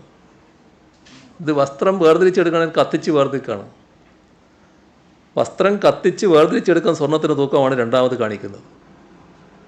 ഈ പാൻറ്റിനോട് ചേർത്തിട്ടാണെങ്കിൽ അതിൻ്റെ തൂക്കമാണ് കാണിക്കുക. അപ്പോൾ പിന്നെ കത്തിച്ചെടുത്തിട്ട് കിട്ടുന്ന സ്വർണ്ണമാണ് യഥാർത്ഥ സ്വർണം, അതിൻ്റെ തൂക്കമാണ് പിന്നെ കാണിക്കുന്നത്. ഇതാണ് രണ്ടളവുകളും തമ്മിൽ വ്യത്യാസം വരുന്നതിന് കാരണം. ഉദാഹരണത്തിന് 2022 ആഗസ്റ്റ് 8 പിടിച്ച സ്വർണം പാൻറ്റിലും അടിവസ്ത്രത്തിലും ലെയറായി തേച്ച് പിടിപ്പിച്ച രീതിയിലാണ് സ്വർണം കൊണ്ടുവന്നത്. കട്ടിയായിട്ടല്ല, വലിയ ബിസ്ക്കറ്റായിട്ടല്ല, ഇങ്ങനെ തേച്ച് പിടിപ്പിച്ചിരിക്കുക. വസ്ത്രങ്ങൾ ഉൾപ്പെടെ തൂക്കിയപ്പോൾ 1519 ഗ്രാം. വസ്ത്രങ്ങളിൽ നിന്ന് വേർതിരിച്ചെടുത്തപ്പോൾ 978.85 ഗ്രാം. ഇതാണ് വ്യത്യാസം. ഗൾഫ് രാജ്യങ്ങളിൽ പൗഡർ രൂപത്തിലുള്ള സ്വർണം വാങ്ങി ചില വസ്തുക്കൾ ചേർത്ത് മിശ്രിതമാക്കിയതിന് ശേഷം ക്യാപ്സ്യൂൾ രൂപത്തിലാക്കി ശരീരത്തിനകത്ത് വെച്ച് കൊണ്ടുവരുന്നു. അതറിയാലോ എങ്ങനെയാണെന്ന്. പൗഡർ രൂപത്തിലുള്ള സ്വർണം മെറ്റൽ ഡിറ്റക്ടർ പരിശോധനയിൽ കണ്ടെത്താതെ ഇരിക്കുന്നതിന് വേണ്ടിയാണ് ഇപ്രകാരം കടത്തുന്നത്. ഇങ്ങനെയുള്ള ക്യാപ്സ്യൂൾ മിശ്രിതം വേർതിരിക്കുമ്പോൾ സ്വർണത്തിൻ്റെ യഥാർത്ഥ തൂക്കം ക്യാപ്സ്യൂളിൻ്റെ തൂക്കത്തേക്കാൾ കുറവായിരിക്കുമെന്നാണ് ഈ റിപ്പോർട്ട് പറയുന്നത്. ഇത് ഒരു റിപ്പോർട്ട് മാത്രമാണ്, എൻ്റെ കയ്യിൽ കിട്ടിയുള്ള റിപ്പോർട്ടാണ്. ഇതുകൊണ്ടെല്ലാം അവസാനിക്കുകയല്ല. ഇത് ഉയർന്നു വന്ന കുറേ കാര്യങ്ങളുണ്ട്, അതെല്ലാം സംബന്ധിച്ച് ഗൗരവമായി അന്വേഷിക്കുക തന്നെ ചെയ്യും. പക്ഷേ ഇത് നാം കാണേണ്ടതായിട്ടുണ്ട്. ഈ കുറ്റവാളികളെ മഹത്വവൽക്കരിക്കരുത്. ഈ സ്വർണ്ണക്കടത്തുമായി ബന്ധപ്പെട്ട് കുറ്റം ചെയ്തയാളെ പിടികൂടി അയാൾ വന്ന് ചാനലിൻ്റെ മുമ്പിൽ വന്ന് പോലീസുകാരെ കുറ്റപ്പെടുത്തി പറയുമ്പോൾ അതെന്തോ ഒരു മഹാകാര്യം കിട്ടിപ്പോയി എന്ന മട്ടിലല്ല കാണേണ്ടത്. അയാൾ നിയമവിരുദ്ധമായ കാര്യങ്ങൾ ചെയ്തു, അതിന് പിടികൂടുകയാണ് ചെയ്തത്. അതിൻ്റെ ഭാഗമായി പോലീസിനെ നിർവീര്യമാക്കുക എന്നുള്ള ഉദ്ദേശത്തോടെ ഉള്ള ഇടപെടലാണ് ഇവിടെ നടക്കുന്നത്. സ്വർണവും ഹവാലപ്പണവും കടത്തുന്നവരെ ശക്തമായി നേരിടുക എന്നതാണ് ഉദ്ദേശിക്കുന്നത്. അതിൽ നിന്ന് ഒരു തരത്തിലും പിന്മാറാൻ കഴിയില്ല. പോലീസിനെ പിന്മാറ്റണം എന്നുദ്ദേശിക്കുന്നവരുണ്ടാവും, അതിനും വഴങ്ങിക്കൊടുക്കാൻ കഴിയുന്ന കാര്യമല്ല. സ്വർണ്ണക്കടത്ത് അവസാനിപ്പിക്കാനുള്ള നടപടികൾ കൂടുതൽ ശക്തമാക്കുമെന്ന് തന്നെയാണ് ഇവിടെ വ്യക്തമാക്കാനുള്ളത്. ഇതിൽ ഏതെങ്കിലും ആരോപിക്കുന്ന തരത്തിൽ ഒരു ആരോപണം വന്നാൽ ഗൗരവമായിട്ട് പരിശോധിക്കുകയും ചെയ്യും. ഏതെങ്കിലും തരത്തിലുള്ള ആരോപിക്കുന്ന തരത്തിലുള്ള എന്തെങ്കിലും കുറ്റകരമായി നടന്നിട്ടുണ്ടോ അതിന് ഏറ്റവും ഉന്നതമായ ടീമാണ് പരിശോധിക്കുന്നത്. അത് ഉറപ്പുവരുത്തുകയും ചെയ്യും. പക്ഷേ അതിൻ്റെ മേലെ ഇനി കേരളത്തിൽ ഈ സ്വർണം പിടുത്തം വേണ്ട, ഇഷ്ടം പോലെ പോയിക്കോട്ടെ, പോലീസ് അങ്ങോട്ട് തിരിഞ്ഞു നോക്കേണ്ടതില്ല, ആ ഒരു സമീപനം നമുക്ക് സ്വീകരിക്കാൻ കഴിയും. ആരാണ് PV അൻവറാണോ എന്ന് വ്യക്തമാക്കണം. കാരണം സ്വർണ്ണക്കടത്ത് കൂടാ പോലീസിന്റെ ആത്മവീര്യപ്പെടുത്തുന്നു, ആകെ ഈ കാര്യം ഹവാലപ്പണം പിടിക്കുന്നത് നടത്തിക്കൂടാ എന്നൊരു നിലപാടെടുക്കുന്ന PV അൻവറാണോ? അതാണ് അങ്ങ് പറഞ്ഞതെന്ന് ഞങ്ങൾക്ക് മനസ്സിലാകുന്നതാണ്. എന്താണ് നിങ്ങൾ മനസ്സിലാക്കുന്നത് വെച്ചാൽ അത് മനസ്സിലാക്കുക എന്നുള്ളതേ വഴിയുള്ളൂ. ഞാൻ പറഞ്ഞത് അല്ല, ഇത് പറഞ്ഞോട്ടെ, ഇത് പറഞ്ഞു ഞാൻ പറഞ്ഞില്ല, ഞാൻ പോകുന്നില്ലല്ലോ, ഞാനിവിടെ ഉണ്ടല്ലോ. ഈ പറഞ്ഞതിന് ഞാൻ പറയട്ടെ, എന്താണോ ഇതുമായി ബന്ധപ്പെട്ട് മനസ്സിലാക്കേണ്ടത് അതാണ് നാം കാണേണ്ടത്. ഇവിടെ ഞാൻ പറഞ്ഞ കാര്യം ഈ സ്വർണ്ണക്കടത്തുമായി ബന്ധപ്പെട്ടവരെ ന്യായീകരിച്ച് പോലീസിനെ നിർവീര്യമാക്കി സ്വർണം കടത്ത് നിർബാധമായി നടത്തണം എന്ന ആഗ്രഹം സ്വർണ്ണക്കടത്തുകാർക്കുണ്ടാവും. അതിന് നമുക്ക് കൂട്ടുനിൽക്കാൻ കഴിയില്ല. ഇതാണ് ഞാൻ പറഞ്ഞ കാര്യം. അത് ഞാൻ പറയേണ്ട കാര്യമല്ല. അത് നിങ്ങളാണല്ലോ ഭയങ്കര അന്വേഷണക്കാര്. നിങ്ങൾ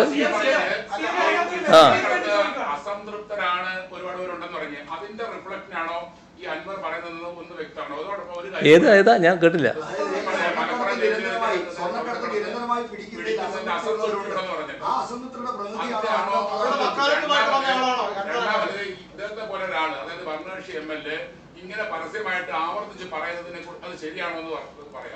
അതിന് ഞാൻ പറയേണ്ട കാര്യമല്ല. ഞാൻ മുഖ്യമന്ത്രി എന്ന നിലക്കാണല്ലോ പറയുന്നത്. മുഖ്യമന്ത്രി എന്ന കസേരയിൽ ഇരുന്നു കൊണ്ട് ഞാൻ പറയേണ്ടത് ഞാൻ പറയുകയാണ്. അദ്ദേഹം ഒരു പരാതി പറഞ്ഞു, പരാതി തന്നെ പിന്നെ തന്നു. ആ പരാതി ഗൗരവമായി അന്വേഷിക്കാൻ സംവിധാനം ഒരുക്കിയിരിക്കുന്നു. ആ അന്വേഷണത്തിൻ്റെ ഭാഗമായി എന്തെങ്കിലും കണ്ടെത്തുകയാണെങ്കിൽ നടപടിയുണ്ടാവും. പിന്നെ മറ്റേ ഭാഗം പാർട്ടി കാര്യം അത് ഞാൻ പറയണമെങ്കിൽ ഞാൻ പറയാൻ തയ്യാറാണ്. പക്ഷെ പറയണം, അത് മുഖ്യമന്ത്രി എന്നതൊക്കെ പറയുന്നല്ല കേട്ടോ. അല്ല, അതല്ലേ നിങ്ങൾ ഉദ്ദേശിക്കുന്നത്? അത് വേണമെങ്കിൽ ഞാൻ പറയാം. അല്ല, ഈ ചോദ്യത്തിന് ഞാൻ പറയാം. നിങ്ങൾ അതാണ് ഉദ്ദേശിക്കുന്നെങ്കിൽ അത് ഞാൻ പറയാം. അല്ല, ഞാൻ പറയുന്നത് സാധാരണ നിലക്ക് ഞാനല്ലാതെ പറയേണ്ടത്. പക്ഷേ നിങ്ങൾ നിർബന്ധിക്കുന്നതുകൊണ്ട് ഞാൻ പറയാം. ഞാനൊരു കമ്മ്യൂണിസ്റ്റുകാരൻ കൂടിയാണല്ലോ, അതുകൊണ്ട് ഞാൻ പറയാണ്. സാധാരണ നിലക്ക് ഇത്തരമൊരു പ്രശ്നമുണ്ടെങ്കിൽ അദ്ദേഹം ഈ കാര്യങ്ങൾ ഒരു കമ്മ്യൂണിസ്റ്റുകാരൻ്റെ കൂടെ നിൽക്കുന്ന, കമ്മ്യൂണിസ്റ്റ് പാർട്ടിയുടെ കൂടെ നിൽക്കുന്ന CPIMൻ്റെ പാർലമെൻ്ററി പാർട്ടി അംഗമാണല്ലോ അദ്ദേഹം. അതുകൊണ്ടാണല്ലോ ഇടതുപക്ഷം എന്ന് പറയുന്നത്, ഇടതുപക്ഷ MLA എന്ന് പറയുന്നത്. അങ്ങനെയുള്ള ഒരാൾ അദ്ദേഹം തന്നെ പറഞ്ഞല്ലോ ഞങ്ങളെല്ലാം പാർട്ടി നിയോഗിച്ചതാണ്. അങ്ങനെയെല്ലാമുള്ള ബോധം അദ്ദേഹത്തിന് ഉണ്ടായിരുന്നുവെങ്കിൽ ആദ്യം ചെയ്യേണ്ടിയിരുന്നത് പാർട്ടിയുടെ ശ്രദ്ധയിൽപ്പെടുത്തലായിരുന്നു.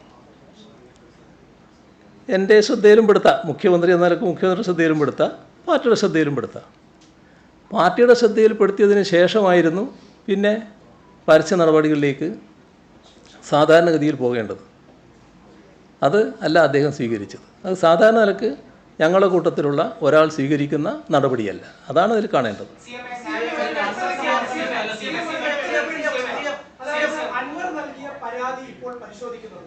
അതെ, സ്വാഭാവികമായിട്ടും അൻവർ എന്തുകൊണ്ട് ഈ ആരോപണങ്ങൾ ഉന്നയിക്കുന്നു? കാരണം ഇപ്പോൾ CM ഉയർത്തിയത് വളരെ ഗൗരവതരമായിട്ടുള്ള മറ്റു വിഷയങ്ങളാണ്. അപ്പോൾ അൻവർ ഉന്നയിക്കുന്നത് ആർക്ക് വേണ്ടി എന്നുള്ളതും പരിശോധിക്കുമോ? അൻവറിനെ പറ്റി പരിശോധിക്കണമെന്ന് പറഞ്ഞുകൊണ്ട് ഗവർണർ കത്തയച്ചിട്ടുണ്ട്. ഈ പറഞ്ഞ മറ്റു കാര്യങ്ങൾ പരിശോധിക്കുന്ന കൂട്ടത്തിൽ. അതെ, അതൊക്കെ അവരെ പരിശോധനക്കാർ പരിശോധിക്കട്ടെ. അതിൻ്റെ പരിശോധന നടക്കുമല്ലോ, അന്വേഷണ സംഘം പരിശോധിക്കുമല്ലോ. അതാണ് ഏറ്റവും നന്നാവുക.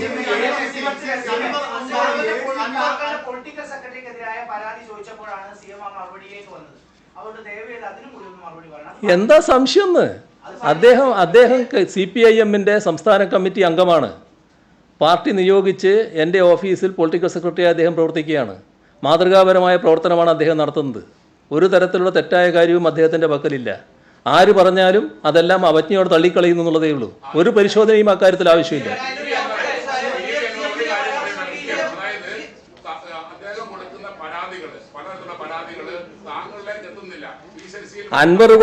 അൻവറോ മറ്റുള്ളവരോ കൊടുക്കുന്ന പരാതി അതേപോലെ സ്വീകരിച്ച് നടപടിയെടുക്കാനല്ല ശശി അവിടെ ഇരിക്കുന്നത്. ഈ സർക്കാരിന് നിയമപ്രകാരം സ്വീകരിക്കാൻ പറ്റുന്ന നടപടി മാത്രം എടുക്കുന്നതിനാണ് അത് അവിടെ ഇരിക്കുന്നത്. അല്ലാത്ത നടപടി സ്വീകരിച്ചാൽ ശശിയല്ല ആരായാലും ആ ഓഫീസിൽ ഇരിക്കാൻ പറ്റില്ല. നിയമപ്രകാരമുള്ള നടപടി മാത്രമേ സ്വീകരിക്കാൻ പറ്റൂ. ഞാൻ പറഞ്ഞു തീരട്ടെ, നിങ്ങളെന്തിനാ ധൃതിപ്പെടുന്നത്?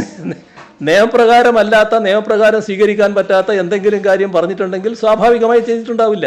ആ ചെയ്യാത്തതിനൊക്കെയുള്ള വിരോധം വെച്ച് വിളിച്ചു പറഞ്ഞാൽ അതിൻ്റെ മേലെയൊന്നും മാറ്റുന്നതല്ല അത്തരം ആളുകളെ, അത് മനസ്സിലാക്കണം. അതെനിക്കറിയില്ല.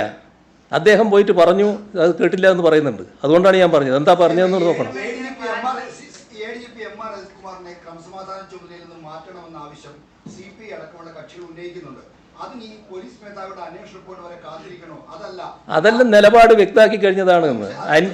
ഒരു ആരോപണം വന്നു എന്നുള്ളതിന്റെ മേലെ മാത്രം ആരെയും ഒരു സ്ഥലത്തും മാറ്റില്ല. അന്വേഷണ റിപ്പോർട്ടിന്റെ ഭാഗമായിട്ട് മാത്രമേ മാറ്റൂ. അത് വ്യക്തതയുള്ള നിലപാടാണ്.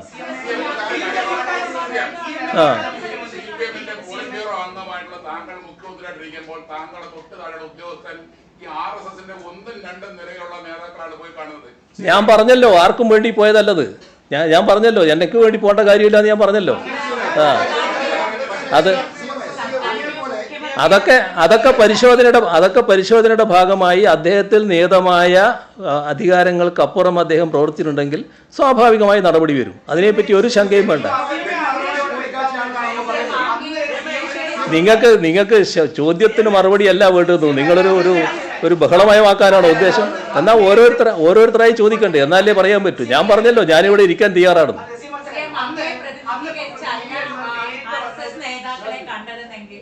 അങ്ങനെയോ സർക്കാരിനെയോ പ്രതിനിധീകരിച്ച അല്ല ADGP RSS നേതാക്കളെ കണ്ടതെന്ന് അല്ല എന്നുണ്ടെങ്കിൽ അദ്ദേഹം എന്തിനു വേണ്ടി കണ്ടു എന്നുള്ളതും ആ കണ്ടതിൽ ഒരു അനൗചിത്യമുണ്ട് എന്നാണ് കരുതുന്നത്. അതൊക്കെ പരിശോധനയുടെ ഭാഗമായി വരട്ടെ. പരിശോധിച്ച് വന്നതിന് ശേഷം അതിലെന്തെങ്കിലും വീഴ്ചയുണ്ടെങ്കിൽ അപ്പോൾ എന്ത് നടപടി എടുക്കുമെന്ന് പറയാം.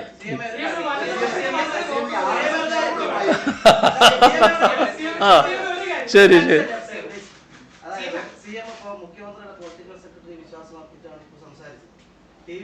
അൻവർ MLA പരാതി കൊടുത്തിട്ടുള്ള പാർട്ടിക്കാണ്. അപ്പൊ അത് പാർട്ടി മാത്രം പരിശോധിക്കട്ടെ എന്ന നിലപാടാണ് മുഖ്യമന്ത്രിക്കുള്ളത്. ഒരു കാര്യം. മറ്റൊന്ന്, വിജിലൻസ് അന്വേഷണം നേരിടുന്ന ഒരു ഉദ്യോഗസ്ഥൻ ADGPയുടെ ക്രമസമാധാന ചുമതലയിൽ തുടരുന്നത് ശരിയാണ്? വിജിലൻസ് അന്വേഷണത്തിൻ്റെ ഭാഗമായുള്ള ആദ്യത്തെ വെരിഫിക്കേഷനാണ് നടക്കുക. ആ വെരിഫിക്കേഷൻ നടന്നതിന് ശേഷം എന്തെങ്കിലും ഉണ്ടെങ്കിൽ, ഞാൻ പറഞ്ഞില്ല, ഏത് അന്വേഷണവും നടന്നതിന് ശേഷം അതിൻ്റെ ഭാഗമായി എന്തെങ്കിലും കാര്യങ്ങളുണ്ടെങ്കിൽ അപ്പോൾ ഉചിതമായ നടപടി വരും. അപ്പോൾ മാത്രമേ നടപടി ഉണ്ടാവും. ആവർത്തിച്ച് ഞാൻ പറയുകയാണ്. ആരെങ്കിലും ആരോപണം ഉന്നയിച്ചു എന്നുള്ളതിൻ്റെ മേലെ ഉത്തരവാദപ്പെട്ട സ്ഥാനത്തിരിക്കുന്ന ഒരാളെയും മാറ്റുമെന്ന് ആരും തെറ്റിദ്ധരിക്കണ്ട. അത് കാര്യം വ്യക്താക്കട്ടെ. ഒരു ആരോപണം വന്നു എന്നുള്ളത് കൊണ്ട് മാത്രം ആരെയും ഒരു സ്ഥലത്തൊന്നും ഒഴിവാക്കില്ല. അത് സംബന്ധിച്ച് അന്വേഷണം നടത്തി ആ ആരോപണത്തിൽ എന്തെങ്കിലും കഴമ്പുണ്ടെന്ന് കണ്ടാൽ ഉചിതമായ നടപടി സർക്കാർ എടുത്തിരിക്കും. ഇവരെ നിങ്ങളോട് മാത്രമായി പോകുന്നു പറ. അദ്ദേഹം ചോദിക്കട്ടെ. പറ. ഇക്കാര്യങ്ങളെല്ലാം ഇടതുമുന്നണി യോഗത്തിൽ അങ്ങ് വ്യക്തമാക്കിയതാണെന്ന് CPI ഉൾപ്പെടെയുള്ള കക്ഷികൾ അന്ന് ഇടതുമുന്നണി യോഗത്തിന് ശേഷം മാധ്യമങ്ങളോട് സമ്മതിച്ചതാണ്. പക്ഷെ പിന്നെയും അവർക്ക് ഒരു അവിശ്വാസം ഉള്ളത് കൊണ്ടായിരിക്കുമല്ലോ ഈ ആവർത്തിച്ച് ലേഖനങ്ങൾ എഴുതുന്നു, പ്രസംഗം എഴുതുന്നു, നേതാക്കൾ പരസ്യമായി. അതൊക്കെ പാർട്ടികൾ തമ്മിലുള്ള തെറ്റിക്കാൻ വേണ്ടിയുള്ള നിങ്ങളുടെ ശ്രമങ്ങളാണ്. അങ്ങനെയൊന്നും നിങ്ങൾ കാണണ്ട. ആ തരത്തിൽ കാര്യങ്ങൾ കാണണ്ട.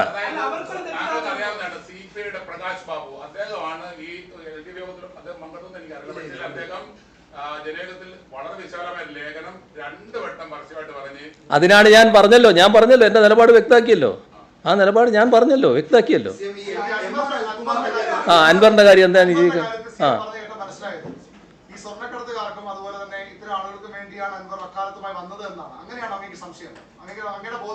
നിങ്ങളെ സംശയം അതാണെങ്കിൽ നിങ്ങൾ പറഞ്ഞോളൂ. എൻ്റെ വായിലുണ്ട. ഞാൻ പറഞ്ഞ കാര്യം പരസ്യമായിട്ട് പറഞ്ഞു കഴിഞ്ഞല്ലോ. അത് എൻ്റെ പേരെ ഇട്ടിട്ട് തന്നെ രക്ഷപ്പെടുത്താൻ നോക്കണ്ട.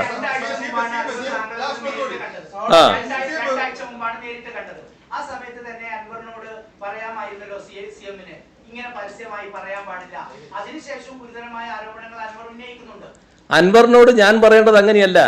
സാധാരണഗതിയിൽ ചെയ്യേണ്ട കാര്യം എന്താണെന്ന് പറഞ്ഞാൽ, ഇപ്പോൾ അൻവർ പറയുന്നില്ലേ, മുഖ്യമന്ത്രിയുടെ ഓഫീസിൽ നിന്ന് വിളിച്ചു, ഞാൻ ഫോൺ ഓഫ് ചെയ്തു എന്ന്. ഇങ്ങനൊരു പത്രസമ്മേളനം അദ്ദേഹം ആദ്യം നടത്തിയപ്പോൾ ആ പത്രസമ്മേളനം കണ്ട ഉടനെ തന്നെ ഞാൻ അദ്ദേഹത്തെ ബന്ധപ്പെടാൻ ഓഫീസിൽ പറയുകയാണ്. അദ്ദേഹത്തിന് എന്തെങ്കിലും പറയാനുണ്ടെങ്കിൽ എൻ്റെ അടുത്ത് വന്ന് കാര്യങ്ങൾ പറയണം. ഇത് മാധ്യമങ്ങളുമായി ചർച്ച ചെയ്യല്ല വേണ്ടത്, എൻ്റെ അടുത്ത് വരാൻ പറയൂന്ന് പറഞ്ഞു. എൻ്റെ ഓഫീസിൽ നിന്ന് മാത്രമല്ല മറ്റു തരത്തിലും അദ്ദേഹത്തിന് വിവരം കൊടുത്തു. അദ്ദേഹം തൊട്ട പിറ്റേ ദിവസവും പത്രസമ്മേളനം നടത്തി. അന്നും അദ്ദേഹത്തെ കണ്ടു. ഇനി കൂടുതൽ പറയാതെ എൻ്റെ അടുത്ത് വരികയാണ് വേണ്ടത്, അതിൻ്റെ ശേഷം കാര്യങ്ങൾ നടത്തുകയാണ് വേണ്ടത് എന്ന് വീണ്ടും അദ്ദേഹത്തിന് അദ്ദേഹത്തോട് നേരിട്ട് മറ്റൊരാൾ പറയുകയാണ്. അതിനുശേഷം മൂന്നാമത്തെ ദിവസവും അദ്ദേഹം പത്രസമ്മേളനം നടത്തി. ആ മൂന്നാമത്തെ ദിവസത്തെ പത്രസമ്മേളനത്തിലാണ് അദ്ദേഹം പറയുന്നത്, ഞാൻ മുഖ്യമന്ത്രിയെ നാളെ പോയി കാണും കേട്ടോ. അങ്ങനെയാണ് അദ്ദേഹം വരുന്നത്. അപ്പോഴേക്ക് അദ്ദേഹവുമായി സംസാരിച്ച കാര്യങ്ങൾ റെക്കോർഡ് ചെയ്തിട്ടുള്ള വിവരങ്ങളടക്കം പരസ്യമായിട്ട് വരുന്നു, ചാനലുകളിൽ വരുന്നു. അദ്ദേഹവുമായിട്ട് സംസാരിക്കുന്ന കാര്യങ്ങൾ റെക്കോർഡ് ചെയ്യുന്ന ഒരു പൊതുപ്രവർത്തകനായിട്ട് അൻവർ മാറുന്നു. നിങ്ങളാരെങ്കിലും കാണിക്കും അങ്ങനെ? നമ്മൾ ആരുമായിട്ടല്ല സംസാരിക്കുന്ന കാര്യങ്ങൾ റെക്കോർഡ് ചെയ്യലാണോ സാധാരണഗതിയിൽ ഒരു പൊതുപ്രവർത്തകൻ? പക്ഷേ ആ കാര്യങ്ങൾ അദ്ദേഹം റെക്കോർഡ് ചെയ്ത് പരസ്യമായിട്ട് കാണിക്കുന്നു. അത് അത്രയും കാര്യങ്ങൾ വന്നപ്പോൾ എൻ്റെ അടുത്ത് അദ്ദേഹം വന്നു, നിവേദനം തന്നു. ആ നിവേദനത്തിൻ്റെ മേലെ ഞാൻ പറഞ്ഞു, ഇപ്പം തന്നെ അന്വേഷണ സംഘം വന്നിട്ടുണ്ട്, ആ അന്വേഷണ സംഘത്തിന് കൊടുത്തിട്ടുണ്ട്, അവരെ അന്വേഷണ റിപ്പോർട്ട് വരട്ടെ, നടപടി എന്താണെന്ന് അതിന് ശേഷം തീരുമാനിക്കുക എന്ന് പറഞ്ഞ് അദ്ദേഹത്തെ വിട്ടു. ആകെ 5 മിനിറ്റാണ് ഞങ്ങൾ തമ്മിൽ കണ്ടത്. നിങ്ങൾ അരമണിക്കൂർ എന്നൊക്കെ പറഞ്ഞു, അത് വസ്തുതയല്ല. 5 മിനിറ്റാണ് കണ്ടത്. 5 മിനിറ്റ് കൊണ്ട് അദ്ദേഹം എൻ്റെ ഓഫീസിൽ നിന്ന് ഇറങ്ങി പോവുകയും ചെയ്തു. അതാണ് വസ്തുത.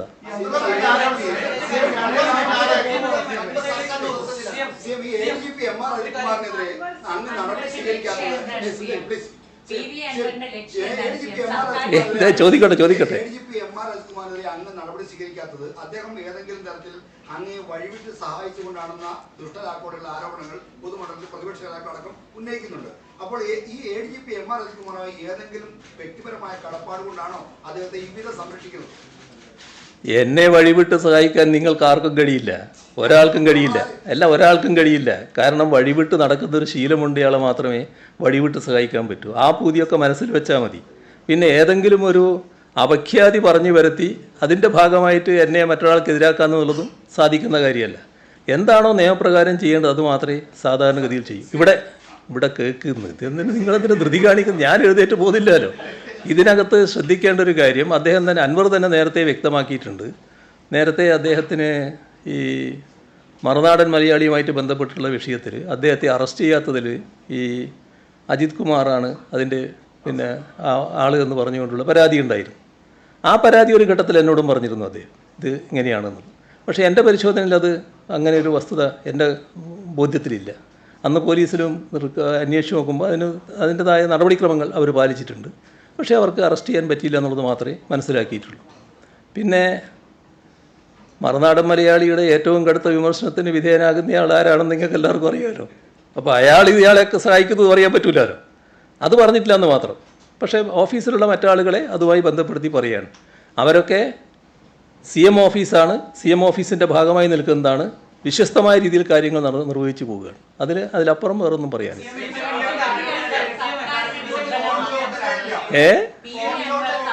ദുർബലമാക്കാനാണോ ഈ ശ്രമിക്കുന്നത്? ആവർത്തിച്ചുള്ള പരസ്യമായ വെളിപ്പെടുത്തലുകൾ ഇന്ന് മുഖ്യമന്ത്രി മാധ്യമങ്ങളെ കാണുന്നതിന് കുറച്ചു മുമ്പ് അദ്ദേഹം വീണ്ടും വളരെ ഗുരുതരമായ ആരോപണങ്ങൾ ADGPക്കെതിരെ ഉയർത്തുന്നു. അപ്പോൾ ഈ രീതിയിൽ നിരന്തരമായ അദ്ദേഹത്തിന്റെ തുടർച്ചയായി പറഞ്ഞുകൊണ്ടിരിക്കുന്നതിന്റെ ഭാഗമായിട്ടാണ് ഞാനും ഇങ്ങനെ പറയുന്നത്. ഇനി വേണമെങ്കിൽ ഞാനും തുടർച്ചയായി പറഞ്ഞുകൊണ്ടിരിക്കും. ഇവിടെ നിർത്താം, നമുക്ക് ഇവിടെ നിർത്താം. ഇവിടെ ഫോൺ ചോർത്തലിന്റെ കാര്യം ഗൗരവമായി ഉന്നയിച്ചിട്ടുണ്ടല്ലോ. ആ ഉന്നയിച്ച കാര്യം പരിശോധിക്കുമെന്ന് ഞാൻ പറഞ്ഞില്ലേ? ഞാൻ പറഞ്ഞല്ലോ, ഏത് ആരോപണവും ആർക്കും ഉന്നയിക്കാമല്ലോ. ആരോപണത്തെക്കുറിച്ച് ഞാൻ ഈ കസേരയിൽ ഇരുന്നു കൊണ്ട് ഒരു മുഖ്യമന്ത്രി എന്ന നിലയ്ക്ക് ഒരു അഭിപ്രായവും പറയുന്നത് ശരിയല്ല. അത് സാധാരണ നിലയ്ക്ക് ചെയ്യാൻ പാടില്ലാത്തതാണ്. അത് ഗൗരവമായി അന്വേഷിക്കട്ടെ, ആ അന്വേഷണത്തിൻ്റെ ഭാഗമായി വരട്ടെ.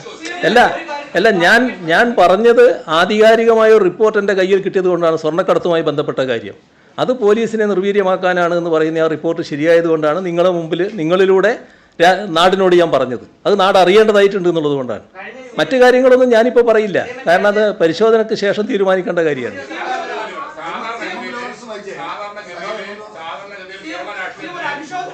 അല്ല, ഞാൻ പറയും.